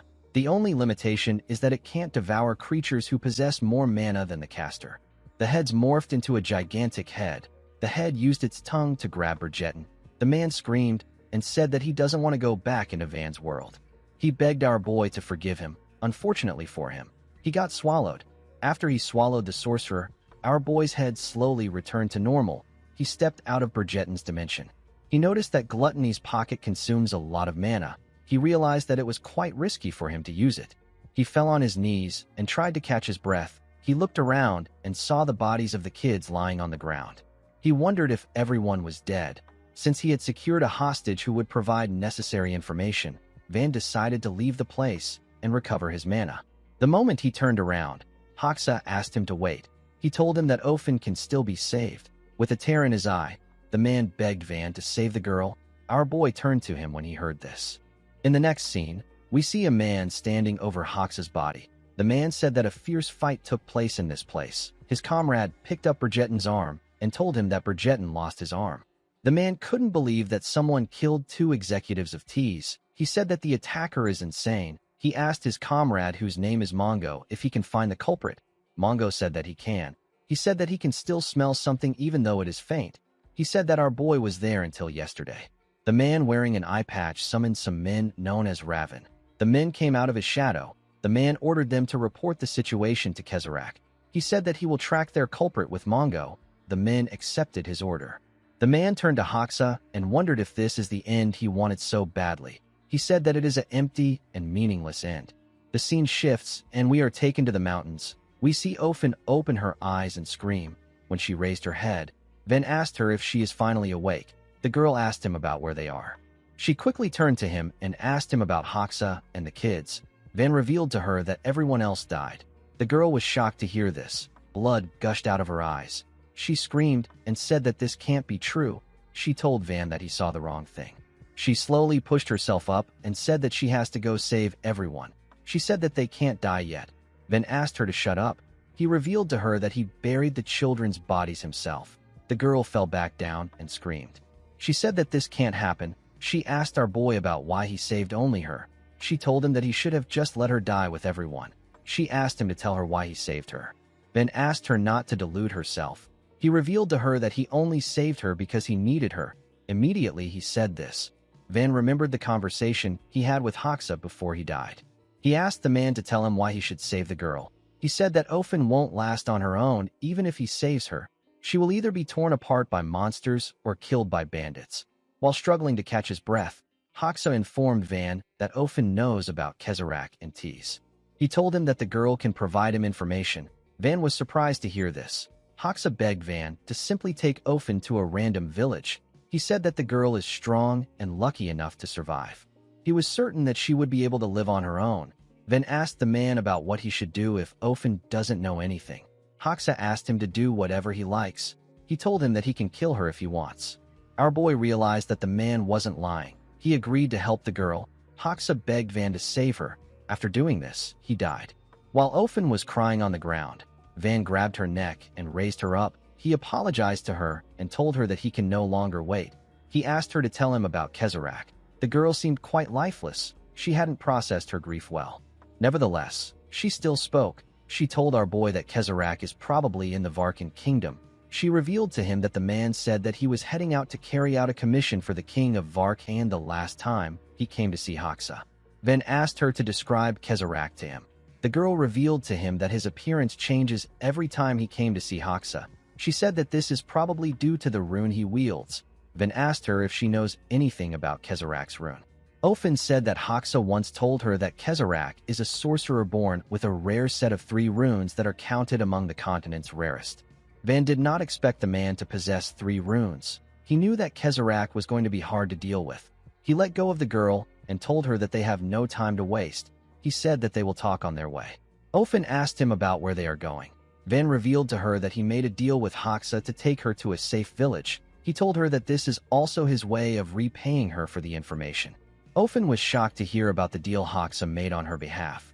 Van turned to her and asked her to get up. He told her that they are leaving immediately. The girl quickly got up. She stepped out of the cave with Van. She used her hand to block her eyes from the sunlight. Immediately, her eyes adapted to the sunlight. The girl saw something shocking. She saw a huge rock in front of the cave. Van reminded her that he buried the kids. He said that he buried them under the rock. Ophan asked him about why he chose this enormous rock. Our boy said that he doesn't want monsters to disturb their graves. He said that the children did nothing wrong. He told Ophan that he will let her say her final farewell. Ophan walked up to the rock and placed her hands on it. Tears filled her eyes as she rested her head on the boulder. While crying, she remembered how she and her siblings stood next to Hoxa while he was bleeding on the ground. A man seemed to have beaten up the assassin. The man was from Tees.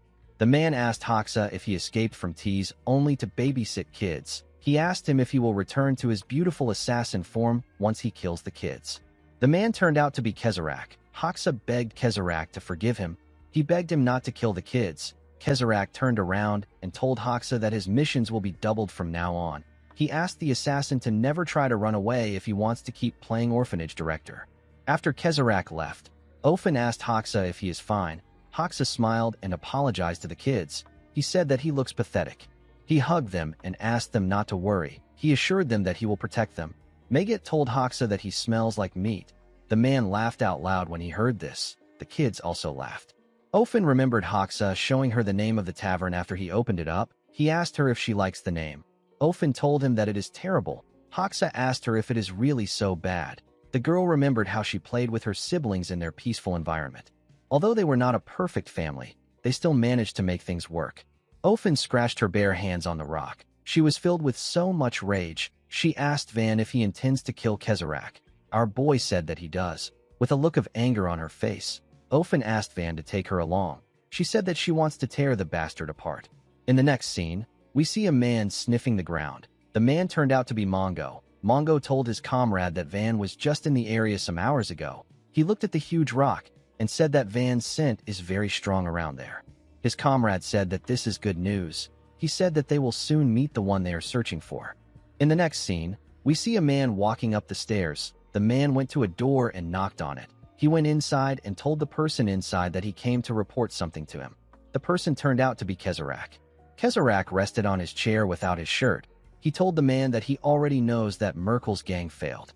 He referred to Merkel as trash and said that he carefully nurtured trash who only involved himself in back alley crimes. He said that he is disappointed that Merkel gave him such an ungraceful ending. The man informed Kezarak that Hoxa and Berjetin are also dead. Kezarak sat upright when he heard this. His subordinate informed him that they don't know who is responsible. He said that Mongo and his brother are both pursuing the trail. Kezarak told his subordinate that more graceless variables keep ruining things.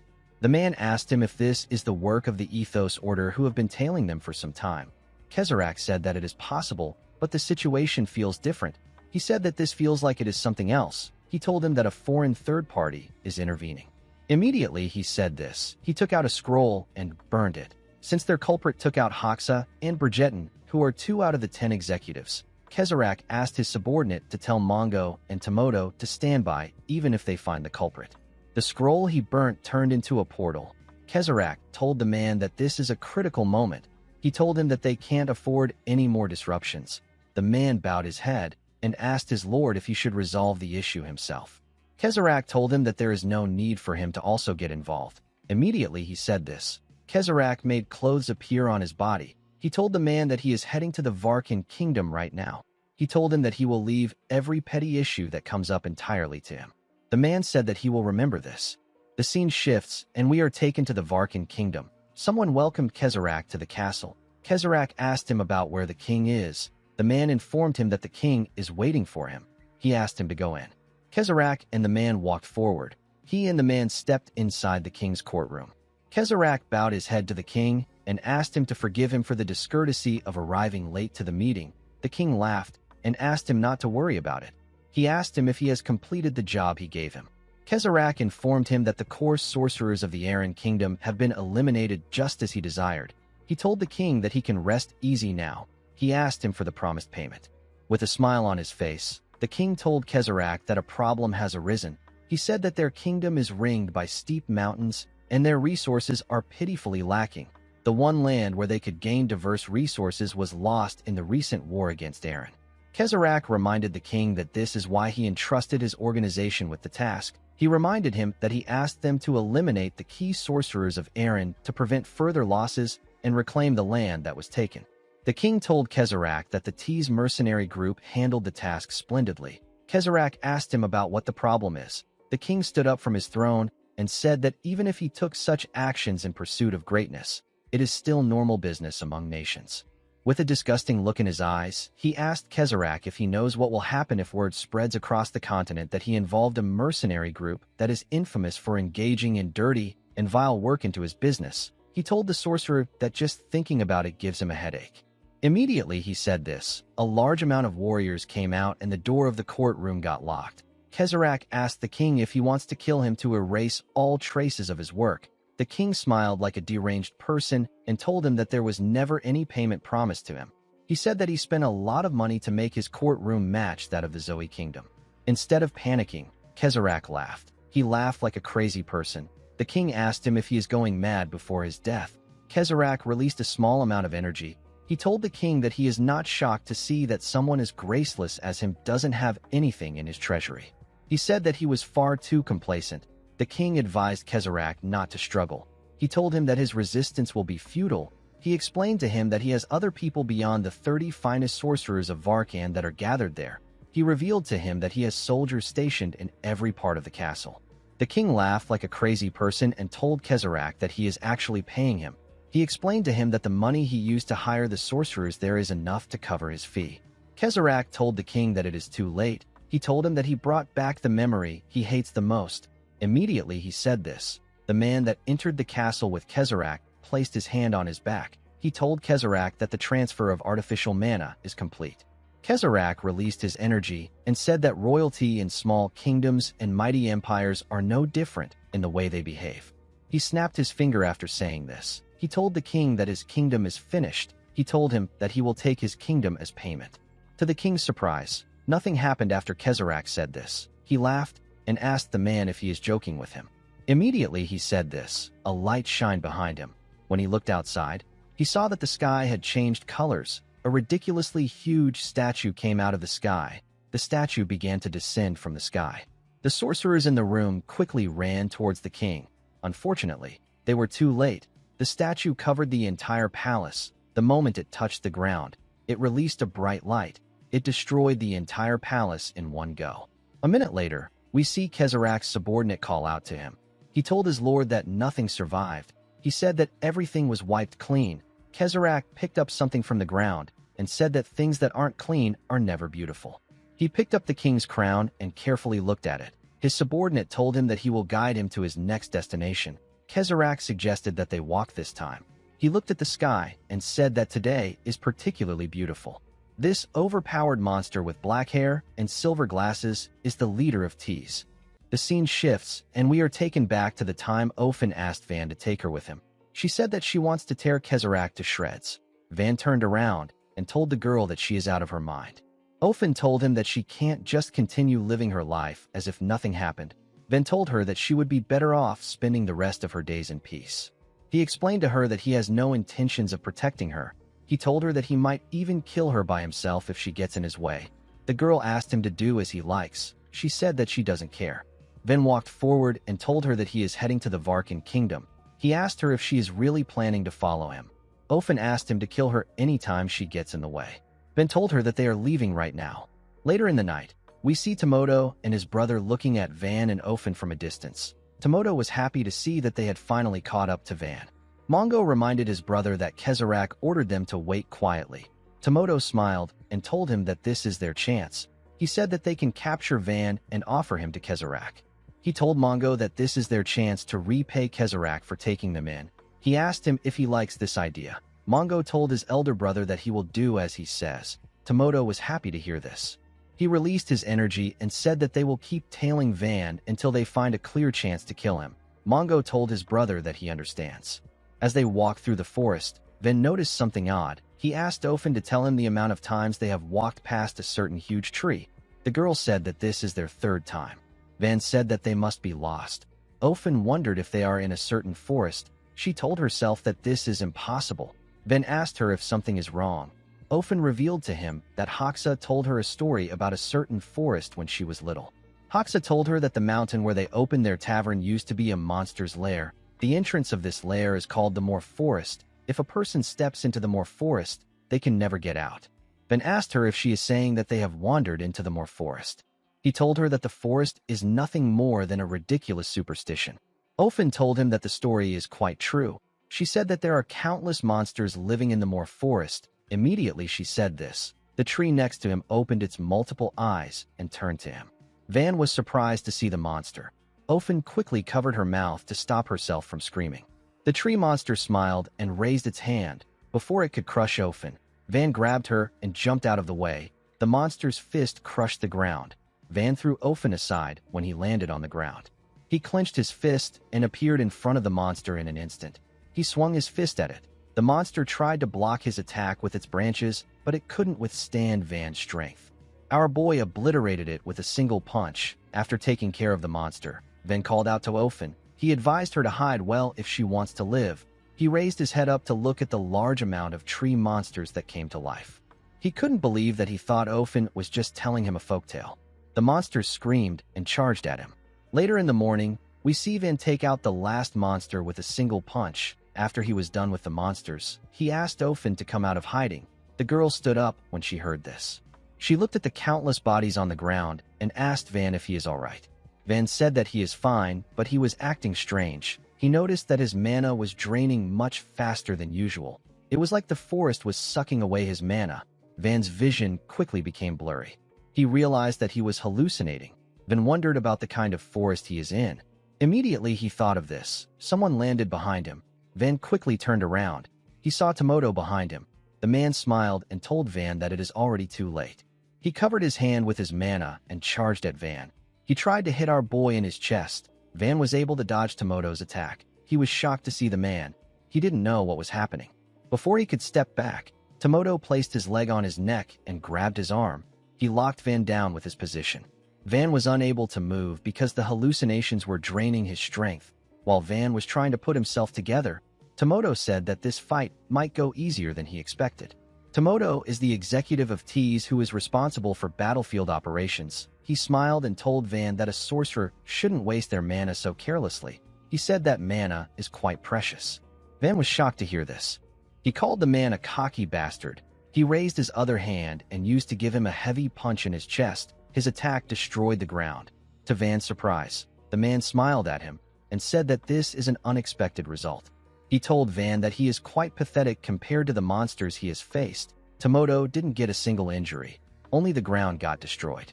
Van was shocked to see this. He didn't understand how the man was still fine. Tomoto told him that he is far too weak. He freed Van from his grip. Immediately he did this. His brother appeared next to Van.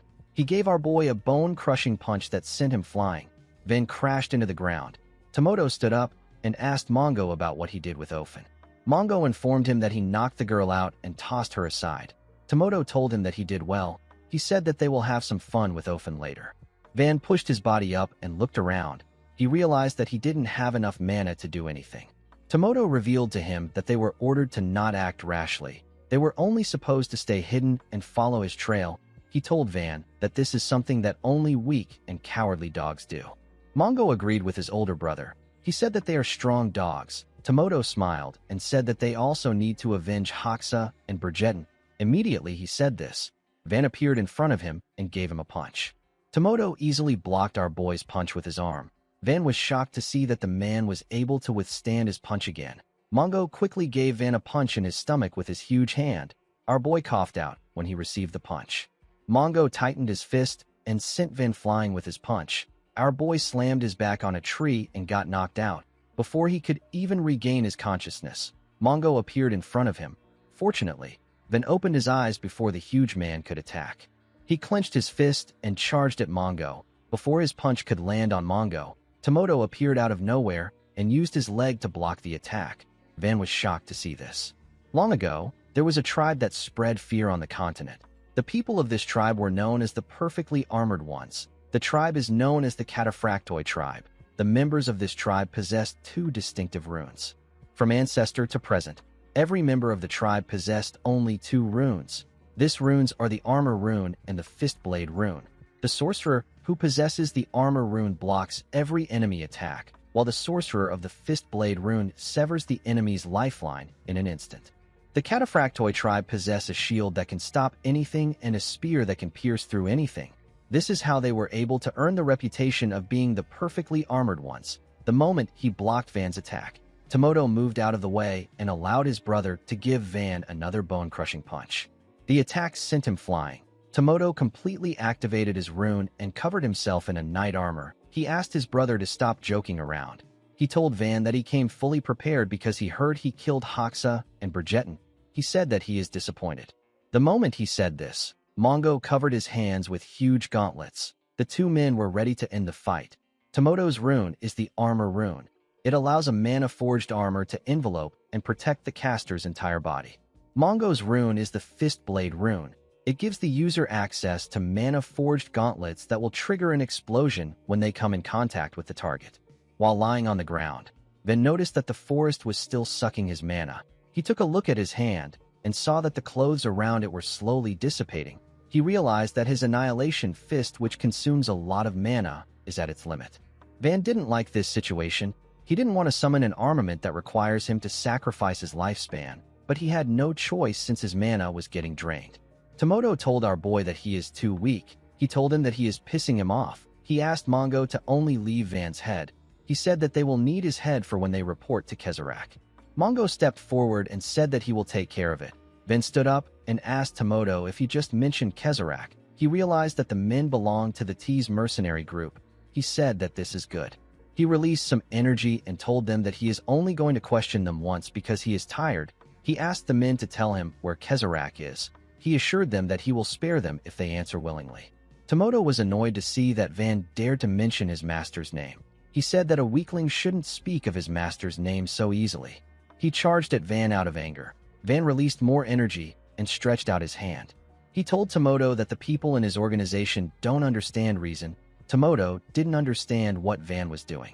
Before he could reach our boy, a scary monster with multiple heads appeared next to him. The monster opened its mouth and let out two terrifying daggers. Van grabbed the daggers and told Tomoto that he threw away their last chance. He took a stance and asked the man not to blame him for what is about to happen. These daggers are the third manifested armaments. They are known as the Death Spirit daggers. Tomoto stopped moving when he saw the daggers. He felt an ominous aura coming from the daggers. He carefully looked at Van. He knew that our boy was about to attack. Immediately he thought of this. Van charged at him. He swung his daggers at Tomoto's leg. The daggers cut through the armor and landed a cut on the man's leg. Tomoto was shocked to see what happened. He couldn't believe that his mana armor got pierced. His brother appeared behind him and swung his fist at Van. Our boy easily dodged his attack by jumping back. Before moving back, he landed a cut on Mongo's arm. Mongo informed his older brother that he got hurt. Tomoto recalled that our boy was dying a moment ago. He found it odd that he was now energetic. He didn't understand the kind of rune Van was using. He apologized to our boy for underestimating him. He told him that he was mistaken about him. He released more mana and charged at Van with his brother. He told our boy that nothing has changed. Van raised his daggers when he saw the men coming at him. He appeared next to Tomoto and swung his dagger at him. He landed a cut on his thigh. He moved past Mongo and landed several cuts on him. He was able to tear them apart and move past them in an instant. Blood gushed out of the brothers' bodies. Tomoto quickly turned around and called our boy a filthy rat. To his surprise, Van was no longer behind him. The man asked Mongo about where Van is. Our boy appeared in front of Mongo. He kicked the huge man in his leg and made him lose his balance. He moved his dagger beneath Mongo and got ready to stab him. Unfortunately, Tomoto appeared in front of his brother. He pushed Mongo away and grabbed Van's dagger. He landed on the ground and held on to Van's dagger. He was happy to see that he caught our boy. He asked Mongo to crush Van. To his surprise, nothing happened while he was struggling to hold on to Van. Tomoto called out to his brother and asked him about what he is doing. Unfortunately, Mongo was on the ground. He seemed to be having trouble moving. His gauntlets were slowly dissipating. Tomoto was surprised to see that his brother was unresponsive. He quickly turned around and called out to him again. Immediately he did this, he fell to his knees. Tomoto didn't understand what was happening. He noticed that his mana was getting drained. He asked Van to tell him the trickery he is using. The moment he said this, several tiny heads appeared on his leg. The heads were eating his armor. Tomoto quickly turned around when he felt the creatures on his leg. He wondered about what they were. He had never seen anything so horrifying. With a terrifying look on his face, Ven asked Tomoto if something is wrong. He asked him if his body won't move. The Death Spirit Dagger is a dagger inhabited by spirits that feed on mana. When this dagger cuts a target, mana-eating spirits cling to the injury and weaken the target's rune. As the spirits ate through Tomoto's armor, Ven informed him that the spirits will feed on any mana they can find until they are full. Until that time comes, the spirits will never stop. Tomoto screamed out in pain as the spirits tore him apart. He asked them to leave his mana. He said that the mana belongs to him. He screamed and said that it is his mana. Some minutes later, we see a malnourished-looking man in front of Van. Our boy asked Tomoto if this is their true form. He asked him if they have been strengthening their bodies with mana the entire time. Tomoto asked him to shut up. He said that this isn't their true form. He asked Van to give them back their mana. He said that it was an artificial mana that Kezarek bestowed upon them. He asked Van to return it. Tomoto and his brother looked lifeless and severely malnourished. Their bodies looked nothing like before. Van did not know what artificial mana was. He asked the man if he is saying that their mana was manufactured artificially. He asked Tomoto to tell him more. He reminded him that he and his brother won't be able to last long in a fight with their frail bodies. Tomoto was annoyed to hear this. He said that this is not true. The scene shifts, and we are taken to the past. We are taken to the Cataphractoi tribe site. The place was filled with human skulls and bones. We see Kezarek and a man leaving a building. The man told Kezarek that he looks forward to doing business with Tease again. Immediately, he said this. Kezarek saw 2 children tied to a tree. The man explained to him that the children were born with bodies that cannot naturally store mana. He referred to them as the tribe's shame. He said that the children have survived for 5 years, but they should be dying soon. The man asked Kezarek not to bother himself with worthless weak trash.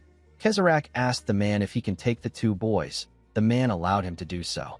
10 years later, we are taken to a burning village. The village was filled with several bodies. A man walked up to Tomoto and Mongo and told them that they have massacred another innocent village. The person who said this was Kezarek. The leader of the group asked Tomoto to tell him why he slaughters humans like this. Tomoto explained to him that he is reminded of his younger self when he sees the weak and the useless. With a smile on his face, he told Kezarek that they would have lived out their lives like trash if they hadn't met him. Tomoto said that he hates thinking about the weak. He said that it disgusts him and he cannot get over it if he doesn't kill them with his own hands. Kezarek told him that his killings are nothing but petty self-loathing. He asked him to refrain from such acts. He told him that self-harm isn't beautiful. Tomoto accepted his master's order. The scene shifts, and we are taken to the present. We see Tomoto screaming at the top of his voice. He said that he and his brother are no longer weak trash. He and Mongo charged at Van with their frail bodies. Our boy closed his eyes and charged at them. He tore them apart with his daggers. Tomoto called out to Kezarek before losing consciousness. Van walked forward as blood gushed out of the men's bodies. With a serious look on his face, Van said that the weaker dog always barks the loudest. The moment he said this, he fell to the ground and lost consciousness. In the next scene, we see Linda smiling. She was smiling at Van. Our boy stretched out his hand to reach her. He loved this beautiful dream. He didn't want to wake up from it. Before he could touch Linda, Van opened his eyes. Ofen noticed that he moved. She asked him if he is awake. Van saw that Ofen was carrying him on a wooden board that she made. He asked her about what happened. The girl revealed to him that he collapsed and passed out. She told him that she believed that they needed to get out of the Moor forest immediately, so she decided to carry him out without waking him up. Van asked her if this is what led to this situation. Ofen laughed and told him that she rushed out in a hurry. Van recalled that he passed out after using the Death Spirit daggers. He told Ofen that his body is not light. The girl told him that she has always been strong. She told Van that this is her way of helping him since she doesn't have any runecrafts. Our boy asked her if she is over 10 years old. Ofen told him that she is. She said that she is 13 years old. Our boy told her that it is too late for her to manifest a rune. Ofen smiled and agreed with him. She said that people say that a person will instinctively know the kind of power their rune possesses when it manifests. She remembered watching her brother use his rune. The girl also eagerly waited for the incredible moment when she would manifest her rune. She used to be thrilled to go to bed every night. Unfortunately, she never got the chance to manifest her rune. Ofen said that she might have been able to save Hoxa and her siblings if she had a rune. Van told her that the situation could have actually worsened if she had a rune. Ofen didn't hear what he said. She asked him if he could repeat what he said, then asked her to stop her pointless chatter and focus on finding a way out of the forest. Ofen accepted his order. A while later, we see Ofen fall to her knees and struggle to catch her breath. She was relieved to see that they finally got out of the more forest, then noticed that his mana was no longer getting drained. While breathing heavily, Ofen asked Van if they should search for the nearest village or head straight to the Varkan kingdom. Van sat in a lotus position and asked Ofen to keep watch. The girl didn't understand what was happening. She asked Van about what he is doing. Our boy revealed to her that he needs to gather his mana again. He told her that his senses might get dulled. He asked her to keep an eye on their surroundings. Ofen accepted his order. A while later, we see Van gather his mana. When he was done, he thought about something that didn't make sense to him. He recalled that the two brothers who fought him showed no signs of mana drainage. Their mana only started leaving their bodies after our boy cut them with the Death Spirit daggers. This means that the more forest was only draining our boy's mana. Van stood up when he was done thinking. Ofen smiled brightly when she saw him. She told him that he looked very lifeless a moment ago. She said that he now looks like he is overflowing with energy. Van explained to her that mana is the same as life force for a sorcerer. He asked her if she knows where the nearest village is. He said that he wants to use a carrier bird. Ofen told him that she knows where the village is. She asked him to follow her.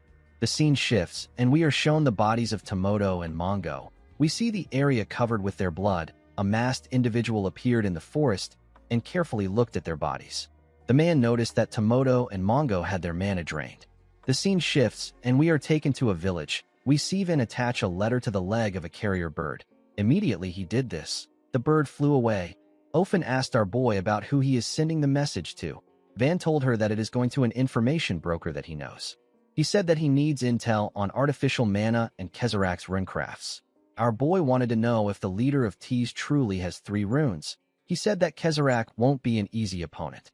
Ofen asked him if it is really a big deal to possess 3 runes. Van explained to her that it is extremely rare to possess 2 runes. He said that he didn't think that a sorcerer could even have 3 runes. Ofen told our boy that he really knows a lot, since Van is young and incredibly strong. Ofen asked him if he is a noble. Our boy asked her to stop. He told the girl that he only answered her question up until now as payment for saving him. He told her that he is not of noble birth. He suggested that they drop the small talk. Ofen nervously told him that she understands. Immediately she said this. Someone in the tavern asked his friend if he is saying that a mercenary from Tees is inside the tavern right now. Van and Ofen were shocked to hear this. They quickly turned to the table of the 3 friends. The man who said that someone from Tees is there asked his friend to lower his voice. He asked him if he has lost his mind. His friend apologized to him. He said that he was so shocked. He asked the man about how he knows about the mercenary. His friend reminded him that he is a local. He told him that he hears different things. He advised the man to avoid making eye contact with the mercenary for no reason. Immediately he said this. Van appeared next to him. He asked him if he just said that someone from the Tees mercenary group is there. The man and his friends were shocked to see Van. He asked our boy if he is also curious about Tees mercenaries. Van said that he is.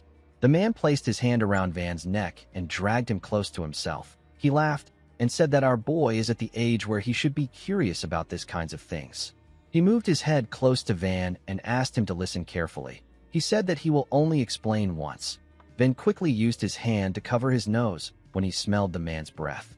The man advised him not to make eye contact. He revealed to Van that the man behind them is a member of the Tees mercenary group. Van carefully turned around to see the mercenary. He stood up after hearing what the man told him. The man was surprised to see this. He asked him about where he is going. Van moved close to the bar and told the mercenary that he heard he is from the Tees mercenary group. He asked him if this is true. The mercenary told him that it is true. He turned to Van and asked him if he wants something from him. The mercenary turned out to be Kezerak, the leader of the Tees mercenary group. Van did not expect to hear that the man in front of him was really from Tees. He did something that shocked Kezerak. He knelt down and bowed his head to Kezerak. He begged him to forgive his sudden discourtesy. He told Kezerak that he wants to join the Tees mercenary group. He begged him to take him in. Kezerak was surprised to hear this. The information Van has gathered on Kezerak so far comes down to 2 things. The first is that he possesses 3 runes, and the second is that there is a high possibility that he is headed to the Varkan kingdom. Beyond this, Van hasn't been able to get anything else. There is a limit to what an information broker can find, and it is impossible for our boy to dig through the mercenary group and find Kezarek. Every Tease mercenary he has met so far was so consumed by fear and loyalty that they refused to say a word about Kezarek and chose death without hesitation. There is only one informant in our boy's hand, but it will take him at least a month to get anything out of Bridgerton. Since Van has reached a dead end, he decided to use his last option to obtain information. He decided to throw himself to the Tease mercenary group as bait. He told Kezarek that he is nothing special. He said that he is a poor kid from an ordinary family. He told him that he was fortunate enough to be born with a rune, and he has worked hard to become a sorcerer. He said that the only way for a commoner to rise in this world is through mercenary work. He told Kezarek that he would like to join the prestigious Tease group. Our boy wondered about how Kezarek will react to his offer. Kezarek carefully looked at him. He knew that mana is the same as life force for a sorcerer. A person can learn many things about a sorcerer through their mana. They can learn about their physical exhaustion and even their emotional shifts. Just a moment ago, Kezarek sensed the mana that Van was releasing. He could feel the overwhelming killing intent that our boy possessed. Even within the Tease mercenary group, there is no one that gives off a killing intent like this. What was more shocking to Kezarek was the overwhelming mana that Van possessed. The man recalled that he has met countless noble heirs from many kingdoms. Among those around the same age as Van, there are only 3 people who possess the same amount of mana as him. Kezarek couldn't believe that Van called himself a boy from a poor and ordinary home. He knew that no poor boy could possess this type of killing intent and mana. He saw our boy as a graceless boy. He wondered if he was trying to infiltrate Tease by lying to him. He wondered about what he should do with Van. He told him that he needs to take the entrance test. Van was surprised to hear this. He asked the man if he is serious. He was surprised to see that Kezarek accepted his request without a hint of doubt. Kezarek stood up and reminded Van that they are not a royal army. He said that they are simply a mercenary band. He asked our boy if he was expecting some grand procedure. Van asked him about what he should do for the test. Kezarek told him that it is simple. He explained to him that he simply needs to have a brief personal interview with their leader. He asked Van if he will follow him. Our boy was shocked to hear that he could meet Kezarek this easily. Of course, Kezarek was lying. He was the one who personally recruited each and every mercenary in Tease. The man only had one thing that he was curious about. He wondered about the identity of the boy in front of him. He didn't know if Van was a plant from another mercenary group or a royal assassin sent to kill him by another kingdom. The situation between Kezarek and Van was like a chess match. No one knew which move to make. Kezarek wondered if Van was a knight of the Ethos Order. He knew that the organization likes hounding him. Van was also confused by what was happening. No matter how he thought about it, the situation seemed strange. If Kezarek was someone that he could meet this easily, then the extreme vigilance of the Tease members doesn't make sense. Although Kezarek wasn't aware of Van's identity, he was certain that our boy was after him. He could tell that Van didn't know that he is the leader of Tease. He wondered if this is just an act to make him drop his guard. Van wondered if he should refuse Kezarek's offer. He reminded himself that this entrance test could be a trap. Kezarek knew that Van's goal is to infiltrate Tease ranks. He was certain that our boy wouldn't turn down the entrance test. Although he didn't like it, Van knew that he couldn't let this golden opportunity slip away. He told himself that he won't have to go all the way to Varkan if the man in front of him is telling the truth. Kezarek realized that he had to make a decision right now. He could either lure Van back to his base and uncover who he is, or he could kill Van right there. Our boy got up and told Kezarek that he will do anything to join the Tease mercenary group. Kezarek told him that his leader is outside. He asked Van to follow him. He assured him that he will let him meet his leader right away. Van and Kezarek walked towards the door. Ofen was surprised to see her savior walking towards the door. She remembered that Van asked her to sit tight and wait. She noticed that our boy was walking with someone. Ofen instantly recognized the person's beard. She was shocked to see who it was. She remembered Kezarek asking Hoxa to tell him why he disgraces himself with this unsightly orphanage farce. Van and Kezarek stepped out of the tavern. Kezarek's subordinates were surprised to see him with someone. Kezarek turned to the masked man and introduced him as the leader of Tease. The moment he did this, Ofen ran out and called out to Van. She told him that the man wearing glasses is Kezarek. Immediately she said this, the masked man realized something. He quickly informed Kezarek that the guy next to him is the sorcerer who killed Hoxa and Bridgerton. Kezarek and Van quickly turned to each other. Kezrak used his rune to drag out stone statues from the ground and used them to block Van's powerful punch. Van moved past the statues and clenched his fist. With a look of anger on his face, he called Kezrak a bastard and told him that he has finally found him. He gave the man a bone-shattering punch in his chest. Kezrak only got pushed back. He was able to block Van's attack by creating a huge rock in front of his chest. The rock absorbed the attack. Kezrak told our boy that his punch was beautiful. He said that Van is definitely out of Hoxa and Bridgetton's league. He asked Van if it wasn't enough for him that he killed T's executives. He couldn't believe that our boy was now trying to infiltrate the group. He asked him about his true identity. He asked him if he is a knight sent by the Ethos Order. Van asked him to shut up and listen carefully to what he is about to say. He reminded Kezrak that he connected a sorcerer from the Zoe Kingdom to the Djiol Mountain stronghold 5 years ago. With a look of anger on his face, Van asked Kezrak to tell him where the sorcerer is now. Kezrak was surprised to hear this. He asked Van about how he knows about this event. Before he could say anything else, Van charged at him and thrust his fist at him. Kezrak quickly brought out an incomplete statue from the ground and used it to block our boy's attack. Van told the man that he is the one who will ask the questions. He told him that he must provide the answers that he wants to hear. Kezrak realized that our boy was not sent by the Ethos Order. He apologized to Van and told him that he doesn't see any reason to answer his questions. Van told him that he understands. He said that he already knew that he wouldn't give him an answer if he asked nicely. He told Kezrak that he wants to see if he will still say this after he crushes his limbs. Immediately he said this. He clenched his other fist and swung it at Kezrak's waist. The man brought out a hand from the ground and used it to block Van's attack. Van was shocked to see this. Kezrak told our boy that he has beautiful eyes. He released his mana and told him that he has a beautiful talent. He said that it is sad that they met this way. The moment he heard this, Van turned around. A huge stone fist came out of the ground and hit him in the back. The attack sent him flying. Kezrak released some mana from his fingers and told Van that he still has a long way to go. Immediately he said this. Several stone fists came out of the ground. Different stone statues came out of the ground. The statues carried different weapons. When Van came out of the ground, he saw the statues kneeling in front of Kezrak. Our boy quickly charged at Kezrak. The statues with shields used their shields to block Van's attack. The statues were able to block the attack, but everything behind them got destroyed. They pushed Van back.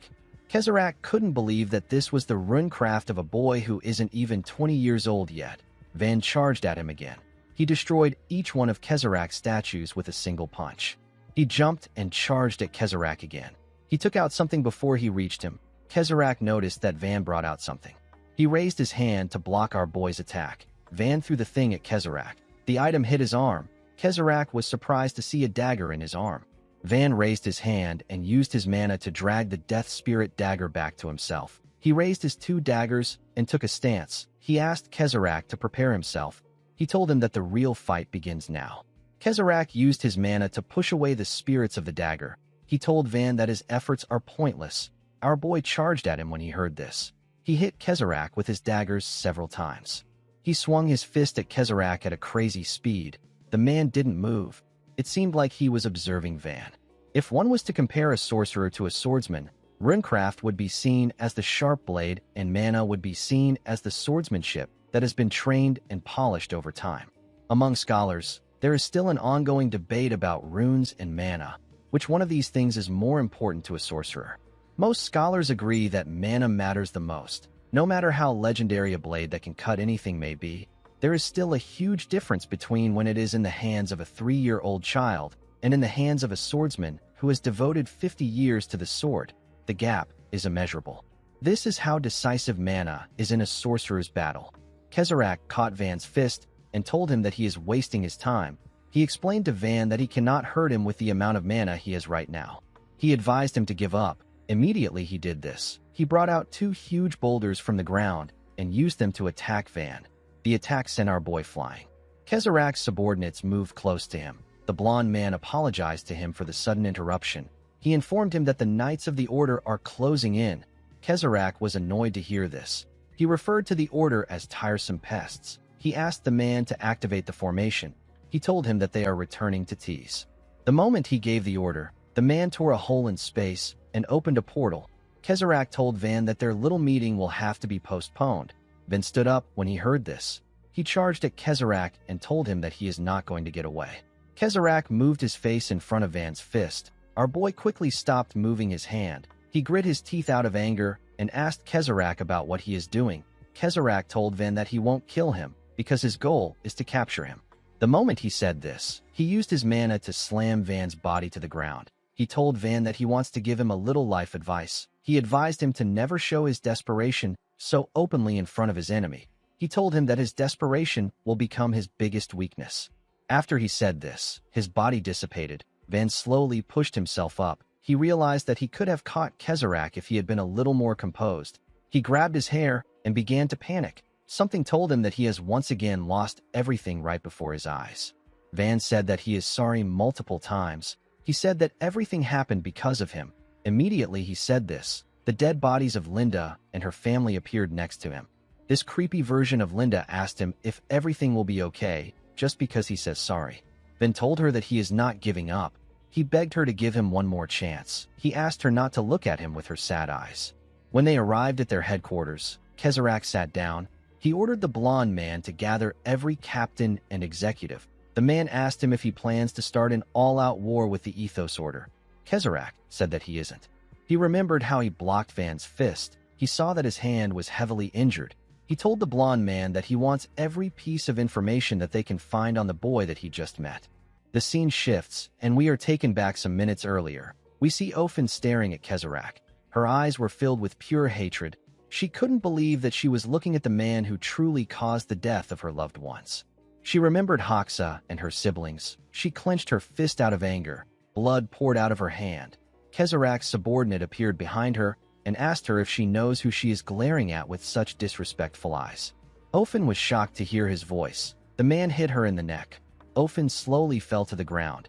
She wanted to call out to Van, but she was unable to raise her voice. She ended up losing consciousness. A while later, we see the girl slowly open her eyes when she heard someone calling out to her. Van asked the girl to wake up. Ofen quickly raised her head up. She was surprised to see her savior next to her. Van told her that she has incredible luck for her to still be alive. The girl asked him if he killed Kezarak. Van informed her that he lost the man. He told her that Kezarak ran away. Ofen was sad to hear this. She didn't like the fact that she was unable to do anything this time around. Van reminded her that he has no plan to babysit her. He asked her to get up now if she wants to follow him. Ofen got up and asked our boy about where they are going. Van told her that they are going to the Varkan kingdom. He said that there is a good chance that Kezarak fled there. He told himself that he has drowned in despair for 1,000 years. He said that this is enough for him. Instead of wasting his time, our boy chose to move forward. He told himself that his revenge is not over yet. He said that the operation was not a complete waste of time. Due to Kezarak's reaction, our boy became certain that the hooded sorcerer was from the Zoe kingdom. He knew that he had to catch Kezarak to get more information about the sorcerer. The moment he thought of this, someone called out to him and Ofen and asked them not to move. Immediately he said this. A bunch of knights surrounded them. A blonde knight with amazing hair drew his sword and said that they are a knight order dispatched from the Ethos Order. He said that they will be conducting some checks and questioning. He asked Van and Ofen to cooperate with them. Van recalled that he had heard of the Ethos Order. The Ethos Order is an order based in the Awana Kingdom that trains and maintains its own Knight Corps. This was how Van's father-in-law described the order to him. Our boy apologized to the blonde knight and told him that he cannot comply. He explained to him that he has a long road ahead of him. The knight took out a red orb and told Van that he only has to take a simple test. He asked him to simply place his hand on the device and stay still. Van asked him if he expects him to lay his hand on some device when he doesn't know what it does. The knight told him that things will become troublesome for both sides if he continues to act uncooperative. He asked Van if he is certain that he wants to continue acting this way. Our boy became angry when he heard this. He wondered if he should just kill the knights. He quickly realized that this would just make his problem bigger. Someone called out to the knight whose name is Pollen and asked him to stand down. He told him that Van is not Kezarak. Pollen was surprised to see the old knight. He referred to him as Commander. This man with the eye patch is the Knight Commander of the Ethos Order. His name is Hugh Zainal. Pollen told Hugh that they still haven't verified our boy's mana. The commander seemed disappointed with Pollen when he heard this. He asked him if he didn't feel Kezarak's mana clashing with another person's mana on his way there. The fact that a boy was left alone amid the traces of a fierce battle and there was a faint mana coming from him is weird. Hugh told his knight that our boy's mana matches perfectly with the mana that was clashing with Kezerak's own. He said that Kezerak probably broke away in the middle of the battle and left Van behind at the scene. The commander smiled and asked our boy if he is right. Van didn't give him a reply. Hugh laughed and told Pollen that a report actually came in. He revealed to Pollen that Kezerak has returned to T's main base. Pollen was annoyed to hear this. He told his commander that he should have mentioned this first. Hugh collected the orb from him and apologized to Van. He explained to him that Kezerak has a rune that lets him alter his appearance. He said that they cannot tell him apart without the mana reader in his hand. He asked our boy to understand them. Van told the commander that he will be leaving now since the misunderstanding has been cleared up.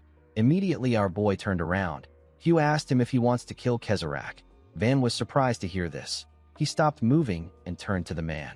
Hugh explained to him that he has seen people with eyes like his own, eyes that are consumed by revenge and hatred, the eyes of a boy who has fallen into a deep, dark abyss. Hugh stretched out his hand and told Van that they share a common enemy if the person he is staring at with his eyes is Kezerak. He asked Van if he is willing to join forces with them in order to take down their mutual. Pollen was shocked to hear this. He called out to his commander and asked him about what he is saying. Hugh asked him if there is a problem. He asked him if anyone in their cult has actually faced Kezerak in battle, or if there is anyone who knows the full scope of his other runecraft. Pollen told him that this has never happened. Hugh explained to him that Van is the only person who has fought Kezerak directly. He said that our boy is a very valuable source of first-hand information. He turned to Van and asked him if he is interested. He told him that it is better for them to work together. Van declined his offer. He said that he has no reason to trust them. Hugh smiled and revealed to him that they have detailed information on T's, and they know Kezerak's next destination and movements. Van was shocked to hear this. Hugh laughed out loud and told our boy that he can tell from his reaction that he doesn't know about Kezerak's movements. He asked him if he now finds his offer tempting. Van was annoyed to see the commander laughing. He realized that the order will have plenty of information on Kezerak that he doesn't know. Ofen called out to our boy to hear his opinion. Van said that he doesn't like this situation at all, but he has no other choice. The scene shifts, and we are taken to the temporary camp of the Ethos Order Knight Corps. Inside the commander's tent, we see him looking at a torn picture. He remembered the face of a man whose body was covered in tree branches. The man was holding a severed head. He referred to Hugh as grandfather. He asked him if he just arrived. The moment he remembered these words, Hugh snapped back to reality. He realized that he managed to forget about the man for a while. He didn't expect that he would meet someone with the same eyes as his grandson's own. He wondered about what Van has been through for him to have such terrifying eyes. The moment he thought of this, someone asked him if he can enter the tent. Hugh asked him to come in. The person turned out to be Van. Our boy told the commander that he heard he asked for him. Hugh apologized to him for disturbing him while he is resting. He told Van that he is not doing anything complicated. He asked our boy to place his hand on a red orb in the middle of a dragon's chest. He explained to him that the monster is a mana meter that measures a sorcerer's mana. He asked Van if he is familiar with the divine tier system of the Aiden continent. Across every kingdom on the continent, sorcerers are subjected to mandatory mana measurements and identity registration for systematic oversight. This is known as the divine tier system. It measures total mana and assigns a rank accordingly. The rank starts from the lowest, which is the 13th divine tier, and it goes up to the highest, which is the 1st divine tier. Hugh told Van that he wants to know the level his ally is at since they will be fighting with their backs to each other from here on out. Van believed that the man had a valid point. He believed that it was better for him to know where he stands on the continent right now. He placed his hand on the red orb. Immediately he did this. The meter opened its eyes and began to scream, then asked the commander if it is supposed to make this much noise. The commander became scared. He knew that there is only one thing that could make the meter open its eyes. He said that this should be impossible. The meter began to gather fire in its mouth. Hugh quickly turned to Van. He asked him to get back. He said that the meter is going to explode. Van was shocked to hear this. If we compare the divine tier ranks to a martial artist's realm, we will say that the 13th divine tier is just the entry stage. It is the point where someone just awakens their swordsmanship talent. A 9th divine tier is a veteran who has fought through countless battles and come back alive. A 5th divine tier is regarded as a living embodiment of war. It is a being who is capable of shaking the armies of entire kingdoms. The meter released its flames in the air. The flames showed the number 10 in the air. Hugh was shocked to see this. He couldn't believe that the meter was saying that Van was a 10th divine tier. Van told the commander that the explosion didn't take place. He said that the meter has determined that he is a 10th divine tier. Hugh nervously agreed with him. He knew that the meter only opens its eyes when it detects sorcerers of 7th divine tier or higher. It judges the person with a massive blast and explosion. He wondered if the meter really malfunctioned. This was his first time seeing a case like this. Van realized that the meter tried to detect his sealed mana. He knew that he needed to be careful if he is ever in this position again. Hugh asked our boy to have a seat. He introduced himself to Van as one of the commanders of the Ethos Knight Order. He asked Van for his name. Our boy shared his name with the commander. Hugh sat down and told him that he has a fine name. Since they were done with the divine tier measurement, Hugh suggested that they go straight to the point. He revealed to Van that his order currently believes that Kezerak possesses a total of 3 runes. However, aside from the rune that alters his appearance, the order doesn't know the other 2. Hugh told Van that this is why he wants to get information from the only person that has first-hand experience in fighting Kezerak. Van told him that he will share what he knows. Upon hearing about Van's fight with Kezerak, the commander deduced that Kezerak's stone statue rune might be a summoning-type runecraft or an imbuement type that is tied to stone. He told Van that he will remember this when they make a plan. He thanked him for his information. He told our boy that he will now share what they know about Kezerak and tease with him. He asked him about how much he knows about Kezerak and his mercenary group. Our boy told Hugh that he doesn't really know anything about Kezerak. He said that the only thing he knows about Tease is that there are a pretty strong mercenary group that rose to prominence 5 years ago. The commander decided to start by talking about Kezerak. According to him, Kezerak was adopted as the heir of a noble family when he was young. The noble who adopted him was a sponsor of the Ethos Order. No one knew who Kezerak's real parents were or where he was born. There was nothing on him. One day, the noble who adopted Kezerak was brutally murdered by him. Kezerak immediately fled the scene of the crime after killing the man. After this, the Ethos Order searched for Kezerak for years, but they were unable to find anything on him. It was as if he never existed in the first place. Around 5 years ago, just as the Order was about to give up, information about Kezerak suddenly started flooding in. Van asked Hugh if this was around the time that Tease started rising. The commander told him that he is correct. He said that there is something else. He revealed to Van that someone is hiding Kezerak and helping Tease grow. Our boy was shocked to hear this. The commander opened a map and said that the Order has narrowed down the force helping Kezerak to a certain extent. This force is Argo. It is the kingdom where Tease's main base is located. The mercenary group has mercenaries around the 13th divine tier and 12th divine tier executives. There are 4 11th divine tier division heads, and then there is Kezerak, the leader who is at the 9th divine tier. Hugh explained to Van that Kezerak and Tease are probably Argo's hunting dogs who clean up the kingdom's dirty mess. The reason why Kezerak's information suddenly started leaking out was probably because Argo wanted to carve Tease's name into the continent's consciousness. Since the Ethos Order didn't attack Tease despite knowing their base, Van asked Hugh if it is because the base is in Argo. The commander told him that he is correct. He explained to Van that it will be suicide for them to fight Tease and Argo if the kingdom is really the one behind them. Argo is on a completely different level from ordinary weak kingdoms. It is not an opponent that a mere religious order can declare war on. Van realized that Argo must have sorcerers who are at least at the 9th divine tier or higher. Hugh slammed his hand on the table and said that they are not completely out of options. He revealed to Van that Kezerak will leave the main base and head to the Awana Kingdom with a small group in exactly 15 days. The commander said that their order will set up an ambush along the route that Kezerak will be taking in advance. They will then launch a surprise attack. Van asked him if his information is reliable. Hugh told him that he can't reveal his source, but the information is reliable. Van stood up and told Hugh that he understands. He said that they can go over the details when they plan for the operation. He told the commander that he will join them and discuss everything at that time. After saying this, he walked towards the exit. Hugh asked Van if he would be prying by asking him about why he is so determined to kill Kezerak.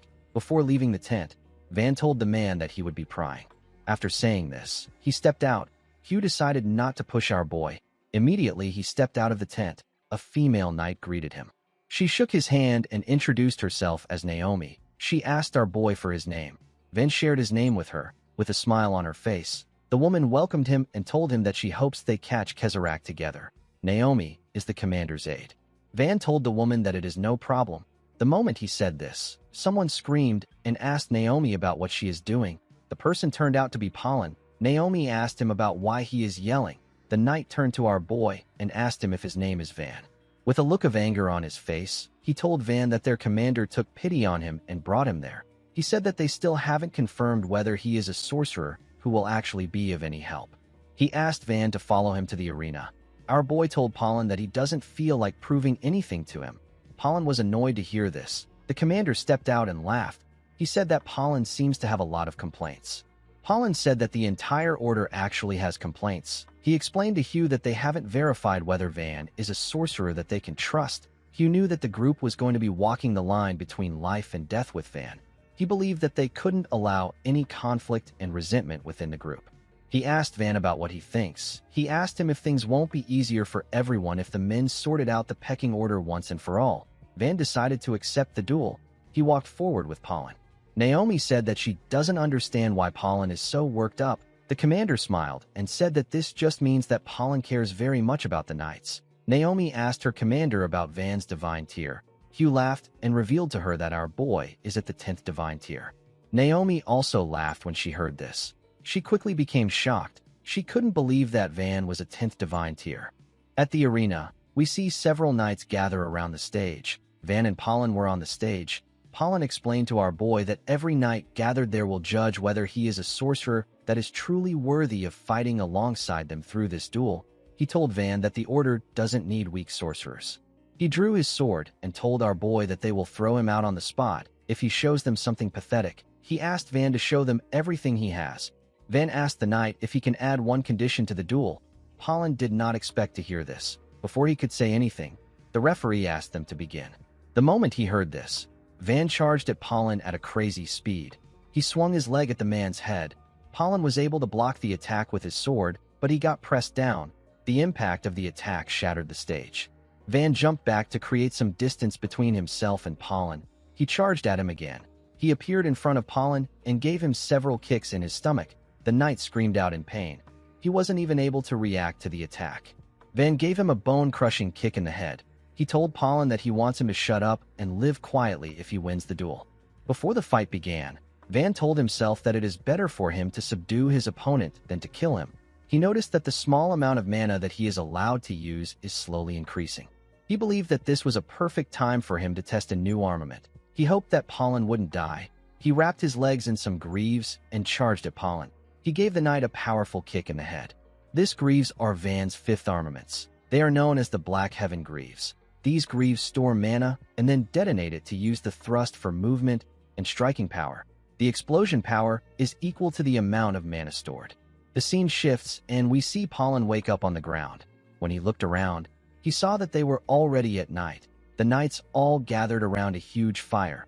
When Pollen raised his head up, Naomi informed him that they are taking a short break on their way to the operation site. Pollen was surprised to hear this. Naomi explained to him that they have all agreed to arrive near the ambush point early and fine-tune the details. She revealed to Pollen that they have been moving throughout the 2 days he was knocked out. Pollen couldn't believe what he was hearing, since he got taken down without being able to put up a fight. Pollen asked Naomi if our boy is a 10th divine tier. Naomi told him that he is correct. She revealed to him that Van is only 17 years old. Pollen couldn't believe what he was hearing. Naomi suggested that Van could be a royal from some absurdly powerful empire. Pollen told her that this would actually make so much sense. The woman told him that everyone is totally interested in Van. They are all desperate to get on his good side. Pollen stood up and said that our boy was a monster from the start. He told Naomi that he completely lost. The woman asked him about where he is going. Pollen walked up to our boy. A bald man sitting next to Van asked the man if he is finally awake. Pollen stretched out his hand and introduced himself to Van again. He apologized for his rude behavior. He told our boy that he never expected him to be such a strong sorcerer. Pollen is also one of the commander's aide. Van shook his hand and told him that he understands. He wondered why the man was talking when he asked him to live quietly. Pollen sat next to our boy and gently hit him in the chest. He asked him about how he was able to reach 10th divine tier at his age. Van asked him if it is a really big deal. Pollen told him that it is. A huge man informed our boy that Pollen has been acting like his nose is in the clouds ever since he hit 11th divine tier. A man next to the huge man said that Pollen has finally met his match. He said that the knight now understands that the world is a big place. Pollen was annoyed to hear this. He said that he was never full of himself. He told his comrades that he is not weak. It is just that Van is not normal. The huge man told him that Van can actually drink. He said that he likes our boy the more he sees him. Pollen froze in shock when he heard this. A woman sitting next to Van asked the man if he is serious. She reminded him that he was unable to touch a single hair on Van's head during their spar. The man stood up and said that he is better than Turtul. He said that Turtul surrendered immediately. Turtul reminded him that he is the idiot who charged in without even reading his opponent's level. The woman next to Van placed her hand on his shoulder and laughed out loud. She told our boy that the men are so petty. Our boy didn't know what to say. The woman explained to him that the reason everyone was wary of him at first was because he is so young. She told him that no one could have imagined that he would be such a strong sorcerer. She explained to Van that they can't put their lives in the hands of someone they cannot trust. She said that even though her comrades look like fools, they are fathers, mothers, children, grandkids, and people with families. They have something to protect and a home to go back to. Van assured the woman that he is fine. He told her that she doesn't have to worry about him. The woman laughed and told him that he is a really good kid. She told him that she will introduce him to her daughter once the mission is over. She assured him that he will like her. One of the men turned to a woman known as Selena and asked her about what she said that she wanted to do after this expedition. Selena revealed to him that she is going on a trip to Cam Beach with her parents. Another knight said that he needs to take his kids to see the sea. A man with beard said that his family hates the sea.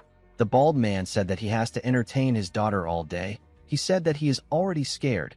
A man next to him said that he is going with Elena to look at engagement rings. He told his comrades that he will probably get dragged around all day. The bald man asked him not to say things like this. He said that someone always dies when they have this talks. The man next to him asked him about why he would say something so unlucky. Pollen told the man that their bald comrade has a point. The bald man turned to Van and told him that they still haven't heard anything about him. He told our boy that they are curious about him. The man next to him said that Van might be of royal blood since he is a 10th divine tier at age 17. The bald man said that our boy might be on a secret mission to beat up criminals to become the heir. Van placed his cup down when he heard this. He suddenly became sad. Everyone became quiet when they noticed this. The bald man asked his friend if they messed things up. His friend told him that it is better they shut up. The woman next to Van stood up and raised her cup up. She asked her comrades not to get carried away. She told them that they need to just drink. A man next to her raised his cup and said that she is right. He told his comrades that they just need to eat and sleep. Van stood up and walked forward. He said that he wants to get some air. The bald man turned to Ofen and asked her if Van isn't her sibling. He asked her if she isn't going to go after him. Ofen told him that they are not related. She said that she will just get in the way if she follows our boy. The bald man's friend told him that it is better they just shut up. The bald man nervously agreed with him. The woman asked the both of them not to say a word. The scene shifts and we see Van sitting at the edge of a cliff. He was holding a stick. He used the stick to draw Linda in the sand. He looked at the drawing with eyes filled with sadness. While he was looking at the drawing, he heard someone approaching him. He quickly turned around. The person turned out to be Hugh. The commander asked him to calm down. He explained to Van that he came to check on him because he heard that his squad might have gone too far. He asked our boy if he is all right. Van told him that he is fine. He asked him not to worry about him. Hugh could tell that something was wrong. He moved close to Van and asked him if the anger he has towards Kezarak is a desire for revenge. Van didn't say anything to him. Hugh went down and grabbed our boy's hand. Van was shocked to see this. He quickly moved his hand away. He asked the commander about what he is doing. Hugh explained to him that hatred is a massive fire that spreads within the heart. He told him that this fire might feel like it is making him stronger, but once the flame burns out, all that is left is a heart reduced to ashes. Van didn't respond to the man. He simply stared at him. Hugh pat him on his back and told him that he hopes he doesn't end up burning his own heart to nothing. He turned around and slowly walked away. He asked Van to pull himself together. He told him that they have to move early again tomorrow. He advised him to get back into his tent and rest. After the man left, Van raised his head up to see the moon. He focused his attention on the moon. At the camp, the bald man whose name is Turtul slowly moved away from the group. His friend called out to him and asked him if he is heading to bed. Turtul told his friend that he is simply going to the bathroom. As he walked forward, Turtul called his friend an idiot. and said that his mouth is always the problem. He told himself that he needs to apologize to Van when he gets back. The moment he said this, he saw something in front of him. He bent down to get a better look at a stone statue. He wondered why something like this was here. Immediately he thought of this. The stone statue extended its body at a crazy speed and crushed the man's head. It was a swift death. Someone walked forward and said that it is natural for something like this to happen when they are drinking right before an important mission. The person said that the foolish knights of the Ethos Order will learn a lesson with their lives. He said that they will understand how cruel the price of carelessness can be. The person who said this was Kezarak. The leader of the mercenary group brought all his subordinates to ambush the knights of the Ethos Order. The scene shifts, and we are taken to the headquarters of the T's mercenary group. We see an amputated man on the ground. The man seemed to have been tortured. Kezarak told him that he has become an unbeautiful mess. He asked him not to worry. He told him that even his screams will sound beautiful once he is placed inside a statue. The man asked Kezarak to tell him how he figured things out. Kezarak's subordinate placed the man inside a mechanical bull. Kezarak asked the man if they have already figured out who is backing T's. He told him that he underestimated the intelligence network of their backers. Kezarak sat down and picked up a glass cup. As someone filled his glass, he told the man that he is genuinely grateful to him for making sure that the Ethos Order received a false tip about him heading to the Awana Kingdom in 15 days with a small group. The man was shocked to hear this. He asked Kezarak if it was all a trap. Kezarak told the man that he has done his job. He asked him to rest. Immediately he said this. His subordinate closed the mechanical bull. A fire got lit inside the bull. The spy was shocked to see this. He screamed and begged Kezarak to save him. Unfortunately, no one listened to his plea. As his body got incinerated, Kezarak said that his screams are quite beautiful. The scene shifts, and we are taken back to the present. We see an injured Turtul walking towards the group. The man asked his comrades to save him. His friend was shocked to see what happened to him. He and a woman ran to Turtul. He asked Turtul to tell him what happened. He said that they need to stop his bleeding. Turtul told them that they need to be careful. The woman asked him about what he means. The moment she asked her question, Kezarak removed his shape-shifting rune and slowly revealed his face. He told the woman that she needs to be careful of him. Turtul's friend was shocked to see this. A loud explosion instantly took place in the area. The other members of the Ethos Order were shocked to hear the sound. Kezarak walked out of the shadows with his body covered in blood. He was holding the head of Turtul's friend. His comrades were behind him. He ordered them to kill everyone. He said that he wants them to take out everyone. The members of T's quickly charged at the knights. The knights were shocked to see that they were being ambushed. They quickly put themselves together and charged at the mercenaries. The knights fought with all their strength, but the mercenaries were overpowering them with their runes. The knights were getting pushed back. The commander ran out in his armor when he heard the commotion. He asked his knights about what is happening. Pollen informed him that they are being ambushed by T's. He told him that they need to retreat. Hugh didn't understand what was happening. He wondered about how the mercenaries knew about their position. He quickly realized that he had entered a trap. Pollen didn't understand why his commander wasn't giving them any orders. He told him that they don't have time to waste. Hugh told the man that it is already too late for them. He explained to Pollen that the spy they planted in T's must have gotten exposed. He said that the information about Kezarak heading to the Awana Kingdom was a trap to lure them in. He told his aide that T's must have already surrounded the entire area if they were the ones who set the trap. While screaming at the top of his voice, Hugh told his subordinates that they won't be saved by blindly running away. He said that they can't let this situation turn into a total annihilation no matter what happens. He ordered Naomi and Pollen to retreat to the south and report the situation to the Order. Pollen asked him about what is going to happen to him and the rest of the squad. The commander said that they will be moving north to buy them as much time as they can. He asked his subordinates to break through the encirclement and go straight to the Order once they get the chance. Pollen told his commander that this is too reckless. He told Hugh that they will all be dead before reinforcement arrives. Hugh called out to Pollen and released his energy. He told the man that he is counting on him. Pollen was shocked to hear this. He understood what his commander was trying to say. He clenched his fist out of anger and turned around. He ran into the forest with Naomi. Hugh turned to one of his men and apologized to him. He explained to him that he will need to stay behind because he is not the fastest person. The man with a scar on his head asked his commander not to say this. He asked Hugh to tell him who will stay with him if it isn't him. This man is another one of Hugh's aide. His name is Alberto. Hugh told his subordinate that he is always reliable. He drew his sword and cleared his throat. While screaming at the top of his voice, Hugh ordered his knights to get into a scythe-slash formation. The knights instantly composed themselves and got into the formation. They all pointed their blades at their enemies. Their bodies seemed to be covered with Hugh's mana.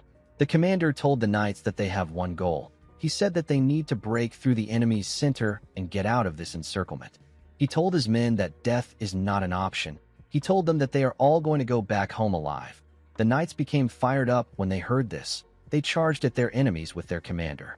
The scene shifts, and we see Pollen and Naomi running in the forest. Before they could get far, two people landed in front of them and destroyed the ground. Pollen quickly stopped Naomi from moving forward. One of the mercenaries said that Kezarak was right about some knights running in the opposite direction. The man with a weird hair and mustache called Pollen and Naomi sneaky brats. His comrade, who looks like a monster, asked them if they're trying to run away after getting everyone worked up. The man with the weird mustache is a division head in the mercenary group. His name is Mach. The other man is also a division head.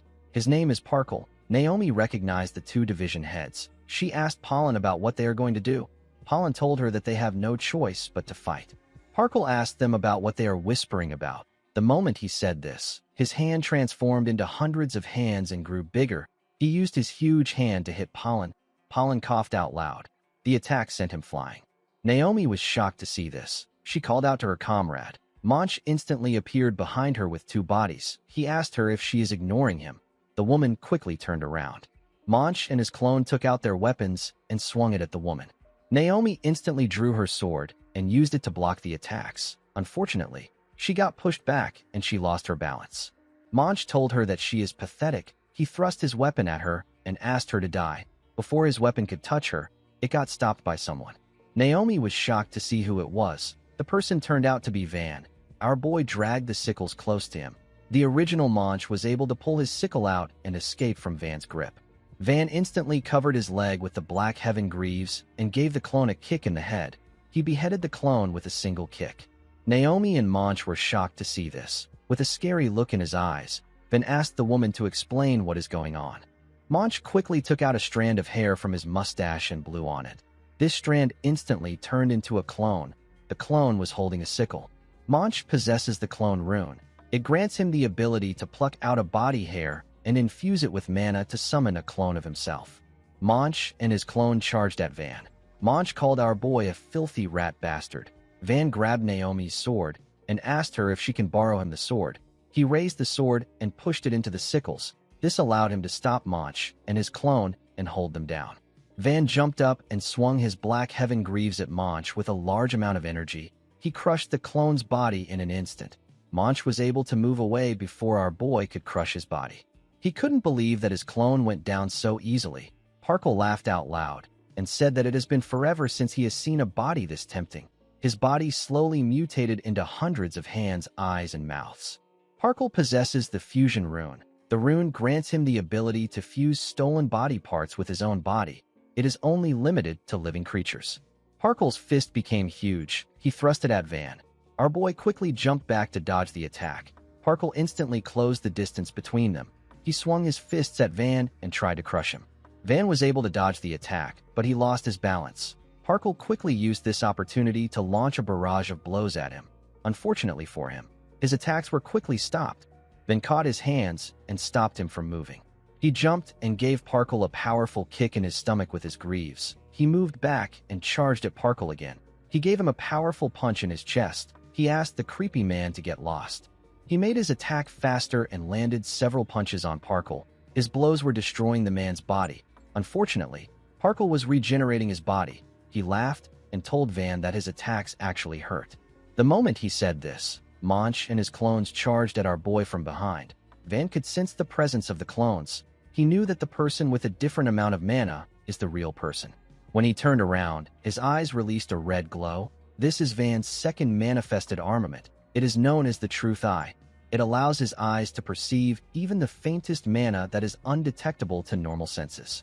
Our boy gave the clones who got close to him a powerful kick in the head and pressed their bodies to the ground. The clones got destroyed when they received the attack. Van went down and pushed himself forward at a crazy speed. He grabbed Mach's leg. He wrapped his legs around the man's leg and pushed him down. Monch screamed and asked Van to let go of him. Our boy asked him not to worry. He told the division head that people make really good crutches these days. Monch was able to escape Van's grip, unfortunately for him. Our boy took one of his legs. Monch became scared. He felt like he was looking at a demon. He was certain that no one mentioned that the Ethos Order had a sorcerer as strong as Van. Naomi informed Van that his opponents are division heads from the T's mercenary group. Van asked her about what T's members are doing there. The woman explained to him that the information about Kezharak heading to the Owana Kingdom was a trap. She told him that Commander Hugh and the others are fighting Kezharak right now. Pollen got up and drew his sword. He asked Van to go where their commander is. Naomi asked her comrade if he is okay. The injured knight placed his hand on Van's shoulder and asked him if his target isn't Kezharak. He told him that he just needs to keep heading north. He asked our boy to go right now. He told him that the commander is probably pushing the enemy farther away. Van told Pollen that the two division heads are not opponents that they can handle on their own. He told him that he will regret it. Pollen smiled and said that he won't. He activated his rune and covered his sword with some yellow lightning. He told Van that he has already beaten them half to death. He took a stance and said that he didn't become a knight to mooch off some kid. He asked Van to go now. He told him that he might really lose his target if he wastes his time there. Van was a bit hesitant to leave. He turned around and said that he is leaving. Naomi took a stance and joined her comrade. Pollen told her that she is going to look pathetic if she dies while trying to look cool. The woman told him that his mouth is always the problem. Pollen pushed his lightning forward and smiled. He said that this is a do-or-die situation. He told Naomi that they can do this. The scene shifts, and we see Kezharak telling someone that something is unfortunate. He told the person that his tactic was truly beautiful. The knights used a strategy that looked like they were splitting into 3 different columns to break through their enemy. However, the central column led by Hugh pierced straight through the middle in an instant while the right and left columns protect them. This should have allowed the knights to disrupt the enemy's formation and escape the encirclement. Kezharak told the commander that it was a tactic that fit his rune perfectly. He looked at the bodies of the dead knights and told Hugh that executing a strategy like this with his weak knights is like putting pearls on a pig's neck. He explained to the commander that none of his knights were sorcerers capable of receiving his rune properly. He said that it is truly unfortunate.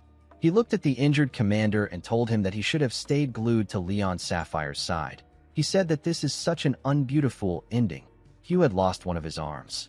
Alberto and a woman next to him tried to push themselves up to help their commander. Before they could do anything, someone cut off their heads. Hugh screamed when he saw this. Kezharak turned around and asked his subordinate to send Hugh off beautifully. He said that the commander was a fine knight. The blue man with 2 horns told his lord that he understands. Hugh watched the man raise his sword. He looked the man in his eyes. He didn't flinch even when he saw the man's sword coming close to his neck. Hugh closed his eyes. He looked as if he regretted something. Before the man's sword could touch the commander, a huge monster-like vehicle hit him and sent him flying. The commander was shocked to see this. Kezharak was also shocked to see this. When the monster landed on the ground, we see Van on it. The monster looked like a bike created by our boy.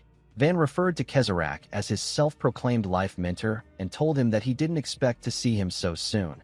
The vehicle laughed out loud when it heard what Van said.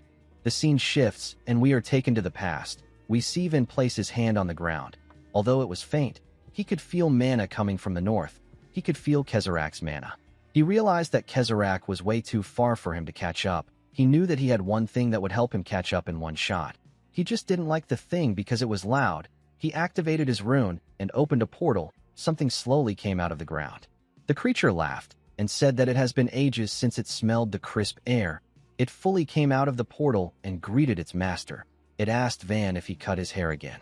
This thing is the 6th manifested armament. It is known as the Black Spirit Carriage. It is a monster that lives by consuming living creatures as fuel. Its top speed is close to the speed of sound. Van got on the Black Spirit Carriage and asked it to shut up and move. The scene shifts, and we are taken back to the present. Kezharak wondered why Van was there. He remembered what happened a few days ago at his headquarters. His subordinate told him that he looked into Van just as he ordered. He said that Van is truly the person who killed the executives, but there is nothing on him. His birth, his past, and his identity is completely unknown. Kezharak was annoyed to hear that they didn't have any information on Van at all. He believed that this was impossible. He asked his subordinate to tell him what the Argo Kingdom said. The man told him that even the Argo Kingdom said that it is unlikely that Van is of noble or royal blood. Kezarek said that this makes things even worse. He couldn't believe that Van was at the 10th divine tier at his age, even though he is not a noble or a royal.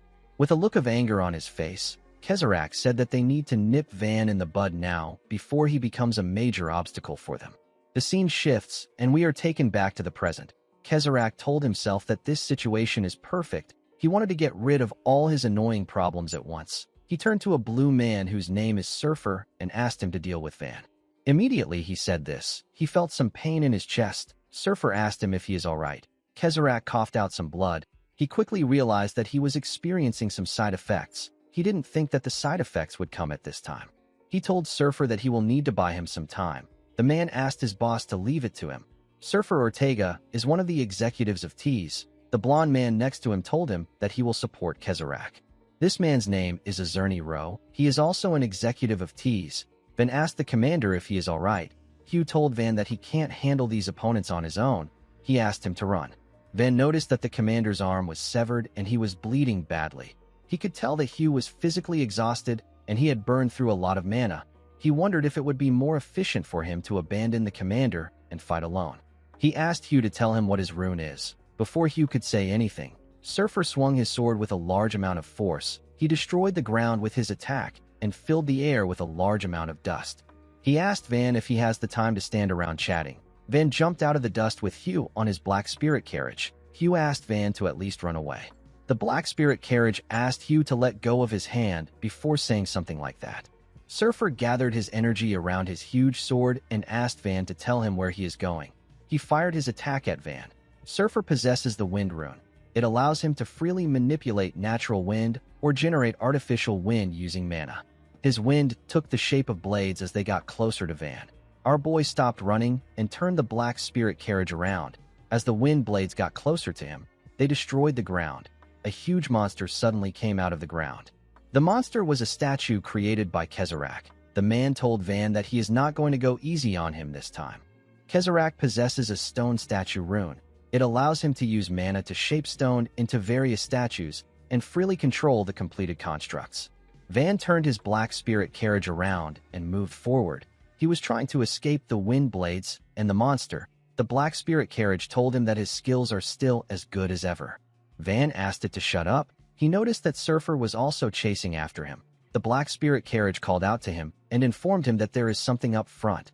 Van saw a huge hand coming out of the ground. He was able to use the black spirit carriage to dodge the hand before it hit them. He realized that he can't keep the black spirit carriage going for long with his current mana reserves. He wondered if he should abandon the monster and take out another armament. The moment he thought of this, the commander placed his hand on his shoulder. Our boy felt a sudden boost in his mana. He was surprised to see that his mana was recovering. Hugh told Van that he can tell that he has no intention of running. He told him that he will give him what he can. As a light shined in the middle of his forehead, the commander reminded Van that he asked him about what his rune is. He said that this is his rune. Hugh's rune is known as the commander's rune. The rune only works on beings that the caster is in contact with. It grants him the ability to either infuse mana or siphon it away.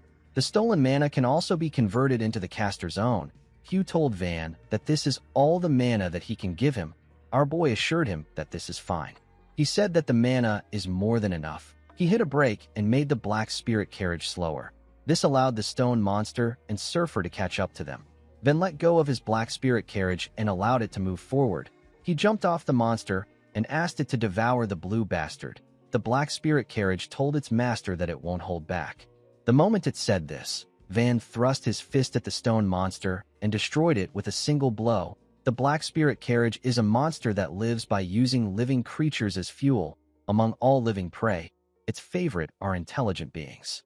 The monster enlarged its head and opened its mouth. It swallowed Surfer in one go. The man's sword fell out of his hand. Immediately, he landed on the ground.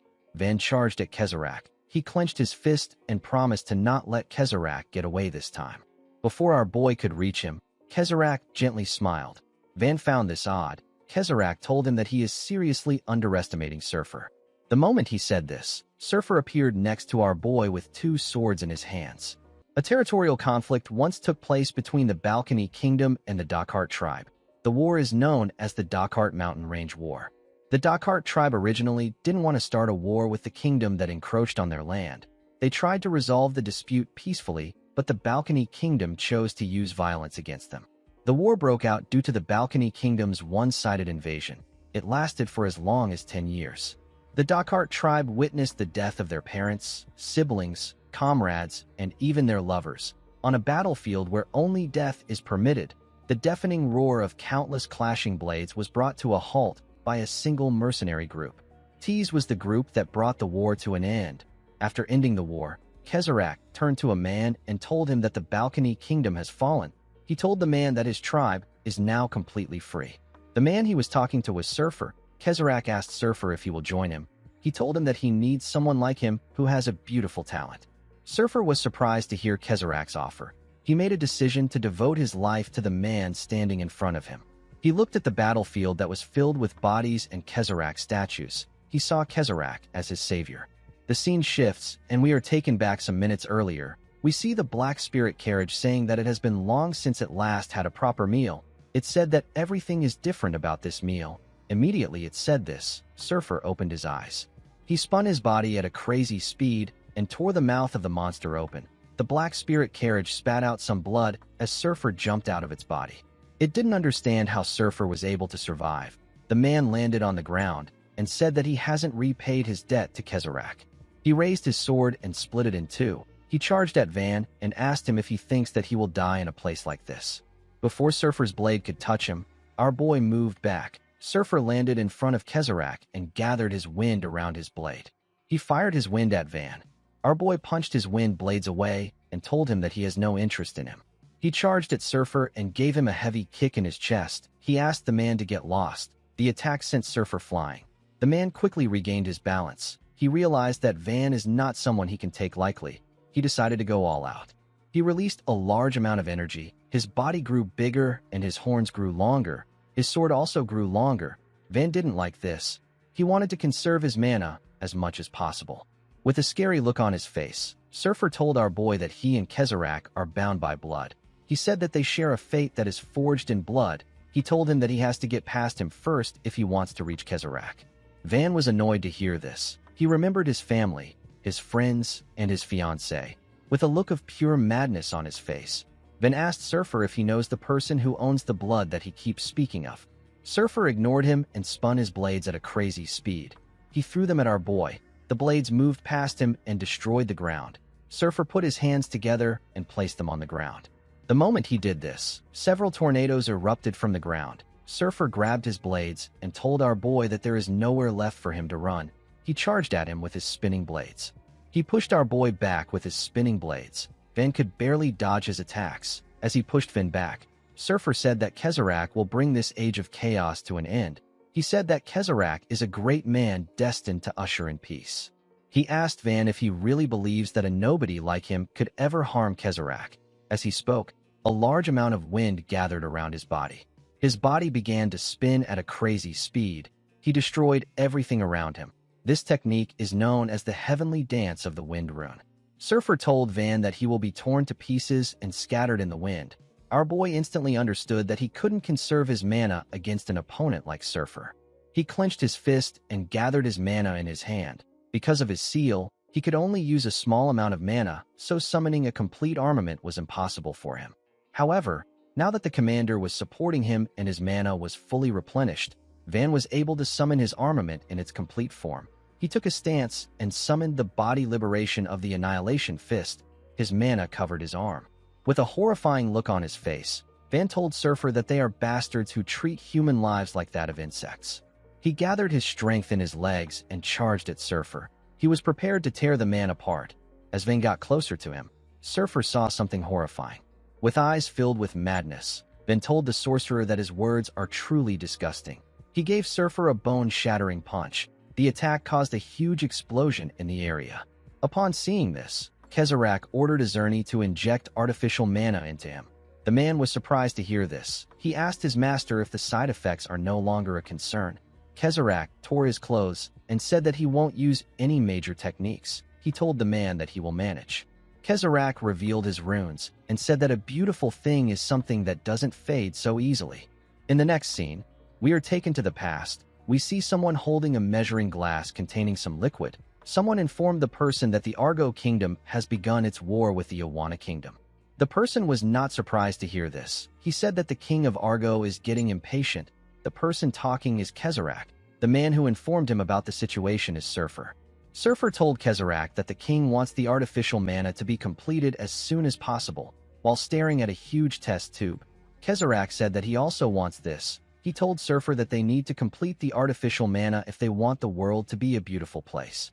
Surfer looked into the test tube to see Azerni. The man had several cables sticking out of his body. Surfer asked his lord if this is the artificial mana storage dummy that he developed. Kezarak told him that it is. He said that the dummy's name is Azerni. He told Surfer that Azerni will be his first masterpiece. He explained to him that the concentrated base of artificial mana can't be stored in an ordinary container. However, if a person injects the base into a dead body's blood vessels and cells, the artificial mana binds with the hemoglobin structure in the blood and stabilizes it. As he spoke, Kezarak pressed a button and opened the tank. He let Azerni out. He told Surfer that the progress of the artificial mana doesn't stop there. He said that he can even make a corpse move again with the power of the artificial mana. He placed his hand on Azerni's shoulder and told Surfer that the corpse has no memories or sense of self from when it was alive. It is just a beautiful living reservoir of artificial mana. Kezarak said that the corpse still has a downside.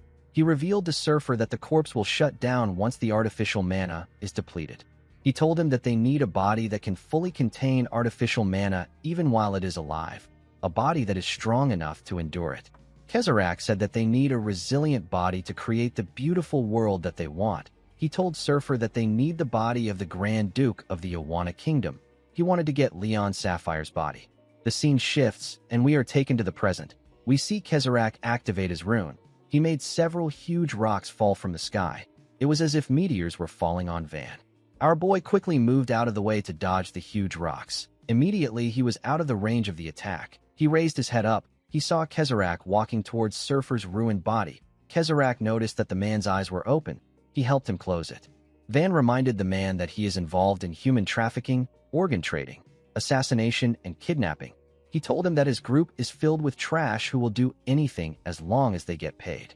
Our boy got up and released a large amount of killing intent. He asked Kezarak if they consider themselves precious. He told him that he is absolutely disgusting. Kezarak told our boy that it is not beautiful to judge everything based only on what he can see on the surface. He stood up and said that this is his second advice. Van charged at him and asked him to shut up. Kezarak realized that he couldn't waste any more time here. He decided to end the fight now. He placed his hands on the ground and activated his totem pole rune. The rune grants him the ability to summon 4 totem poles that wield the power of the 4 classical elements. These are earth, water, fire, and air. The moment he activated his rune, the totem poles came out of the ground and opened their mouths. They fired the 4 elements at Van. Kezarak also activated his stone statue rune and made several stone statues come out behind Van. The statues were carrying weapons. Van easily sensed their presence. He saw that he was blocked from both sides. He stopped moving and punched the air. The impact of his attack pushed Kezarak's elements and statues back. Kezarak was surprised to see this. He didn't understand how Van was able to deal with the attack so easily. Our boy pushed forward and told Kezarak that he will smash his glasses first.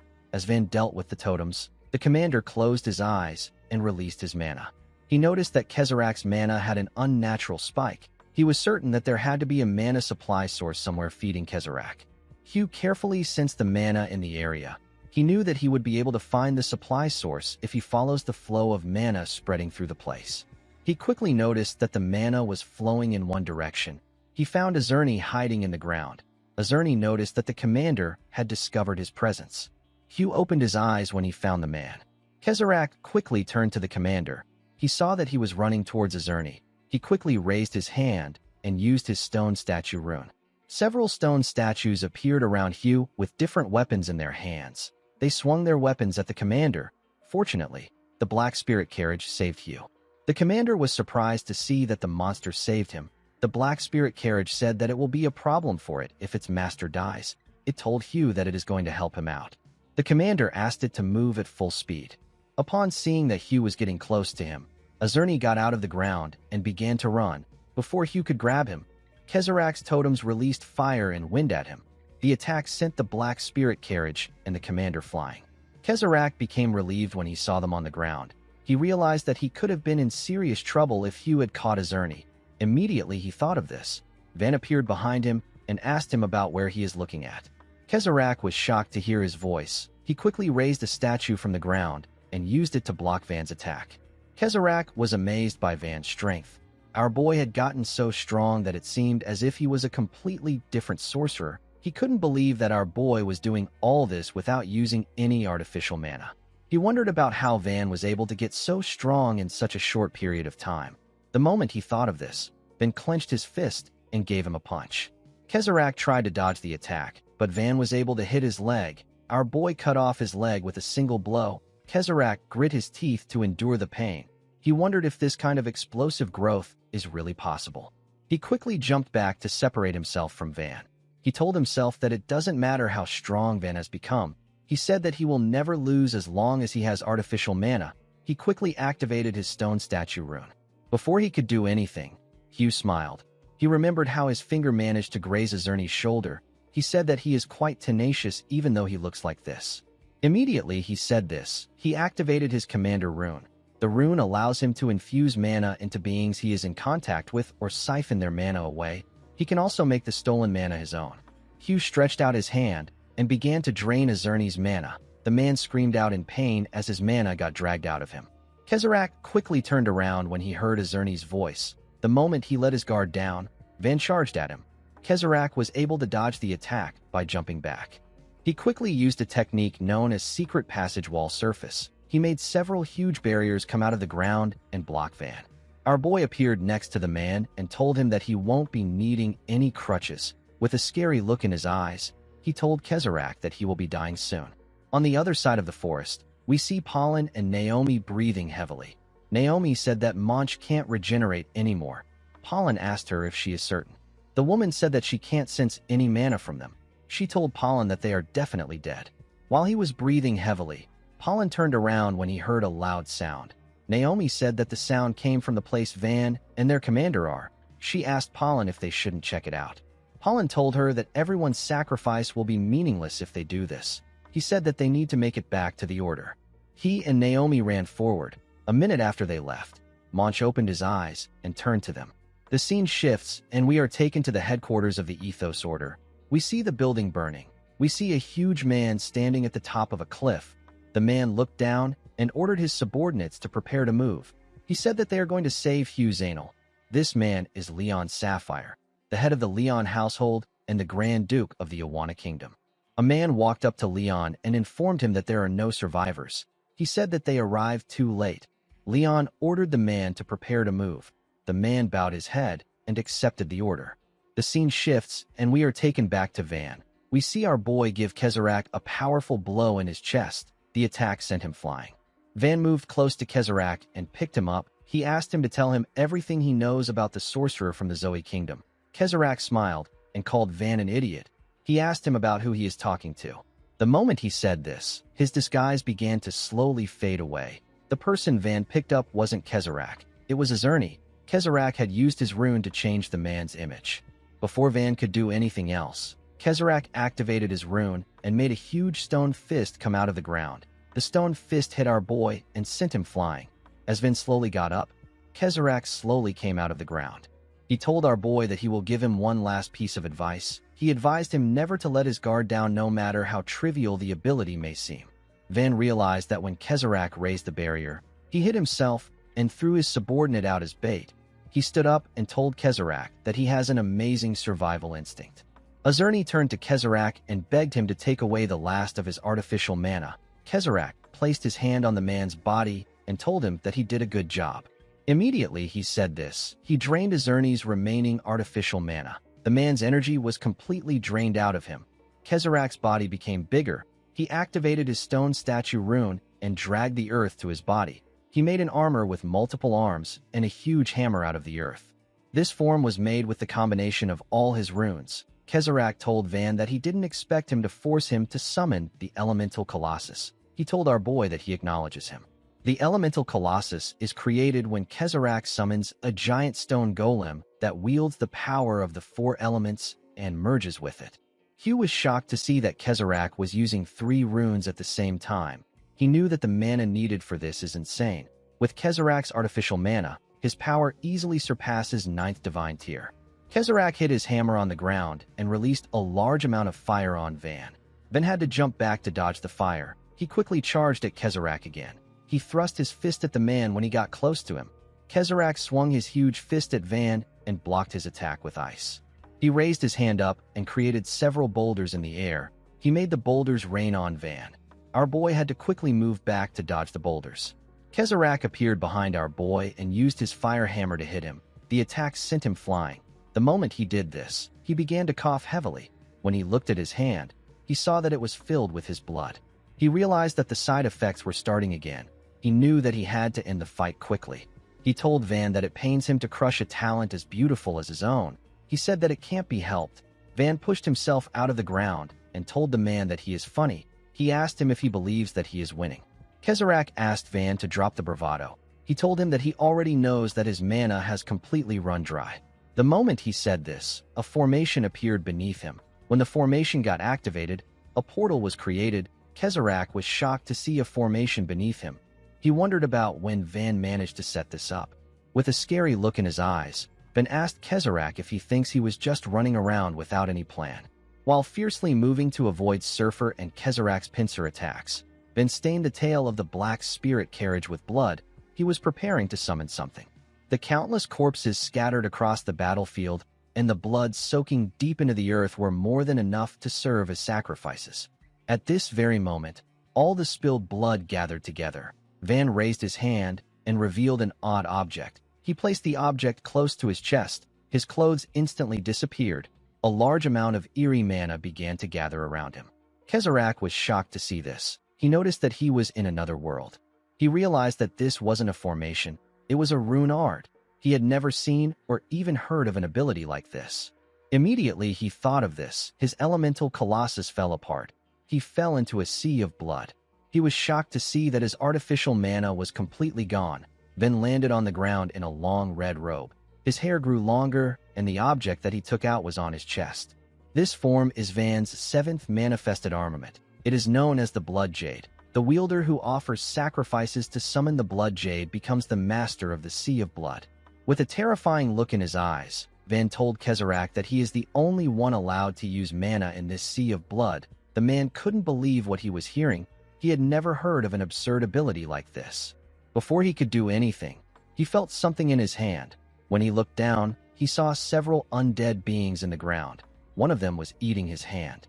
Kezarak screamed and asked our boy about what is happening now. He quickly drew his hand out and jumped back. His body hit something before he could even run. When Kezarak turned around, he saw more undead beings. They all smiled at him. One of them asked him about where he is going. Kezarak instantly recognized the armors the undead beings were wearing. He realized that they were knights of the Ethos Order. He entered the Sea of Blood and began to run. The undead beings moved their grotesque body and chased after him. They surrounded him and asked him about where he is going. Kezarak screamed as the undead knights grabbed him. They told him that he will come with them. Kezarak begged them to let him go, then summoned a huge spear and said that this is an ugly sight. He told Kezarak that he brought it upon himself. The moment he said this, he gathered a large amount of mana into the spear and told the mercenary that he should have just left him alone.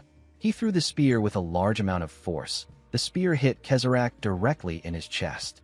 After this happened, the pool of blood slowly started to shrink. Kezarak got pushed out of the dimension. His body looked lean. The man noticed that his mana and his blood were drying up. He wondered if this was the power of Van's rune. Our boy walked up to the wounded man. When Kezarak saw him, he said that he remembers the Djiol mountain hideout. He said that they wiped out a small village in the Azraon Mountains.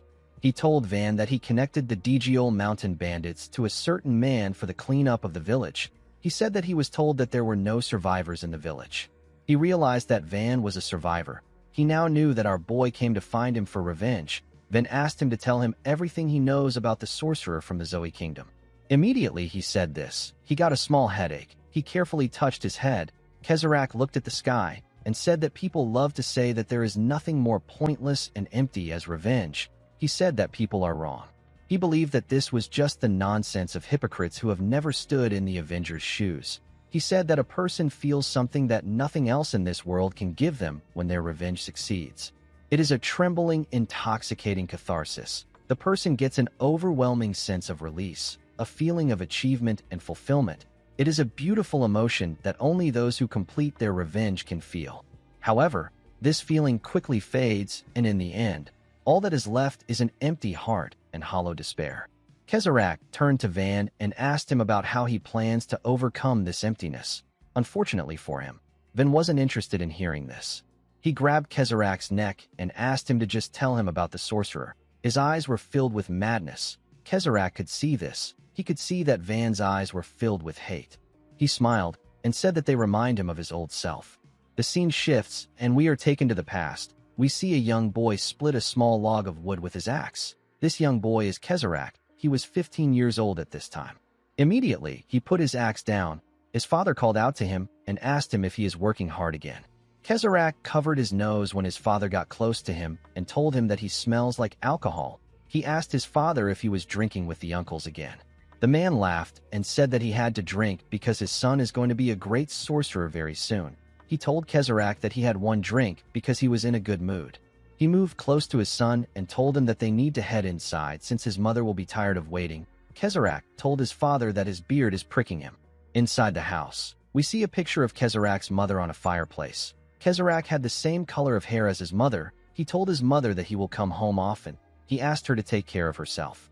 After he said this, his father called out to him and asked him not to lose his kind heart even when he grows into a fine sorcerer. He asked him to live his life doing what is right. He asked his son to do this for him and his mother. He asked him to promise that he will remain the same. Kezrak made a pinky swear with his father to promise him.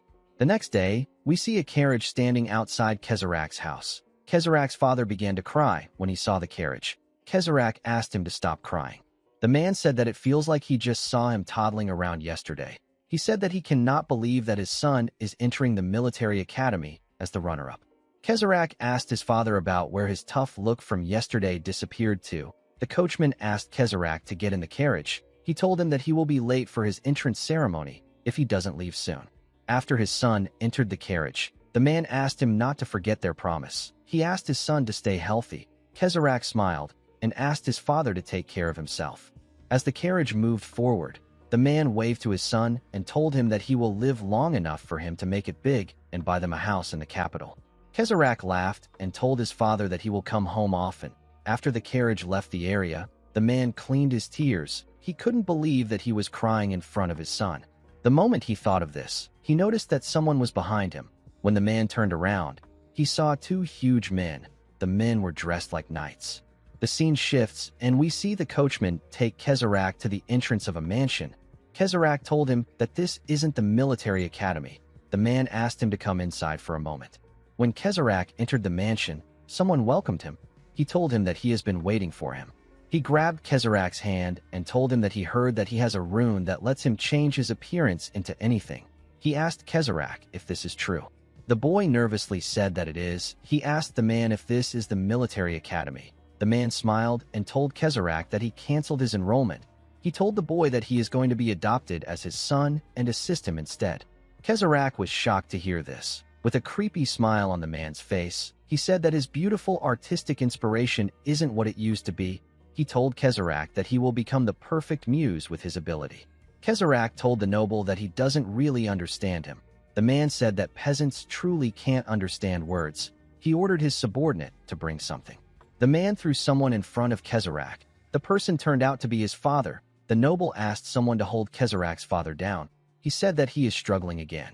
He told Kezrak that he simply needs to help him for 10 years. He assured the boy that he will forge a certificate saying that he graduated as the top student in his class and allow him to go free after 10 years. As he spoke, someone held Kezrak down. The man told the boy that he can become a proper sorcerer and spend the rest of his life happily with his father after he provides the services he needs. With a creepy smile on his face, the noble told Kezrak that he will tear his father's limbs apart and shove it down his throat if he dares refuse. The boy was horrified to hear this. He asked Kezarach to decide quickly. Kezarach's father asked him to run. The boy asked the noble if he will only help him for 10 years. The noble smiled and said that he is the archbishop of the Ethos Order. He said that a promise like this is easy for him to keep. Kezarach said that he will do it. The man told him that he made a wise choice. He said that they will sign a contract and throw away his ugly clothes. He ordered someone to bring Kezarach a dress. Kezarach's father hated this. He begged his son to leave. Kezarach asked his father not to worry. With tears in his eyes, he asked his father to wait 10 years for him. The man didn't know what to say to his son. During winter, we see some maids gossiping about the scars on someone's body. One of them said that the noble adopted Kezarach as his son, and yet he puts him through every kind of sadistic torture imaginable and calls it art. The maid's friend asked her to keep quiet. She said that their master might hear her. As they spoke, we see Kezarach looking at his reflection in the mirror. His body was covered in scars and his hands and legs were held together with shackles. Kezarach didn't have any clothes on. He only wore an underwear and a mask. At this point, he was 25 years old. Kezarach went to the noble's door and knocked on it. When he went inside, the man asked him about who let him in. He asked Kezarach to get out. Kezarach informed the man that today marks the 10 years that they agreed upon. The man ignored Kezarach and turned to his guest. He apologized to him and said that one of his slaves is causing trouble. His guest told him that it is fine. He asked him not to mind him. He smiled and asked the noble to continue his little talk. The guest turned out to be the man who imprisoned Van in the pocket dimension. The scene shifts, and we are taken back to the present. We see Kezarach tell Van that this was his first meeting with the sorcerer from the Zoe Kingdom. He revealed to Van that the man's name is Akratos. Our boy was shocked to hear the name of the sorcerer. Guys, we have come to the end of our video. Do you guys think that Kezarach's actions are justified now that we know a little about him? Let me know in the comment section. Don't forget to like and smash that subscribe button for more recaps. See you guys later.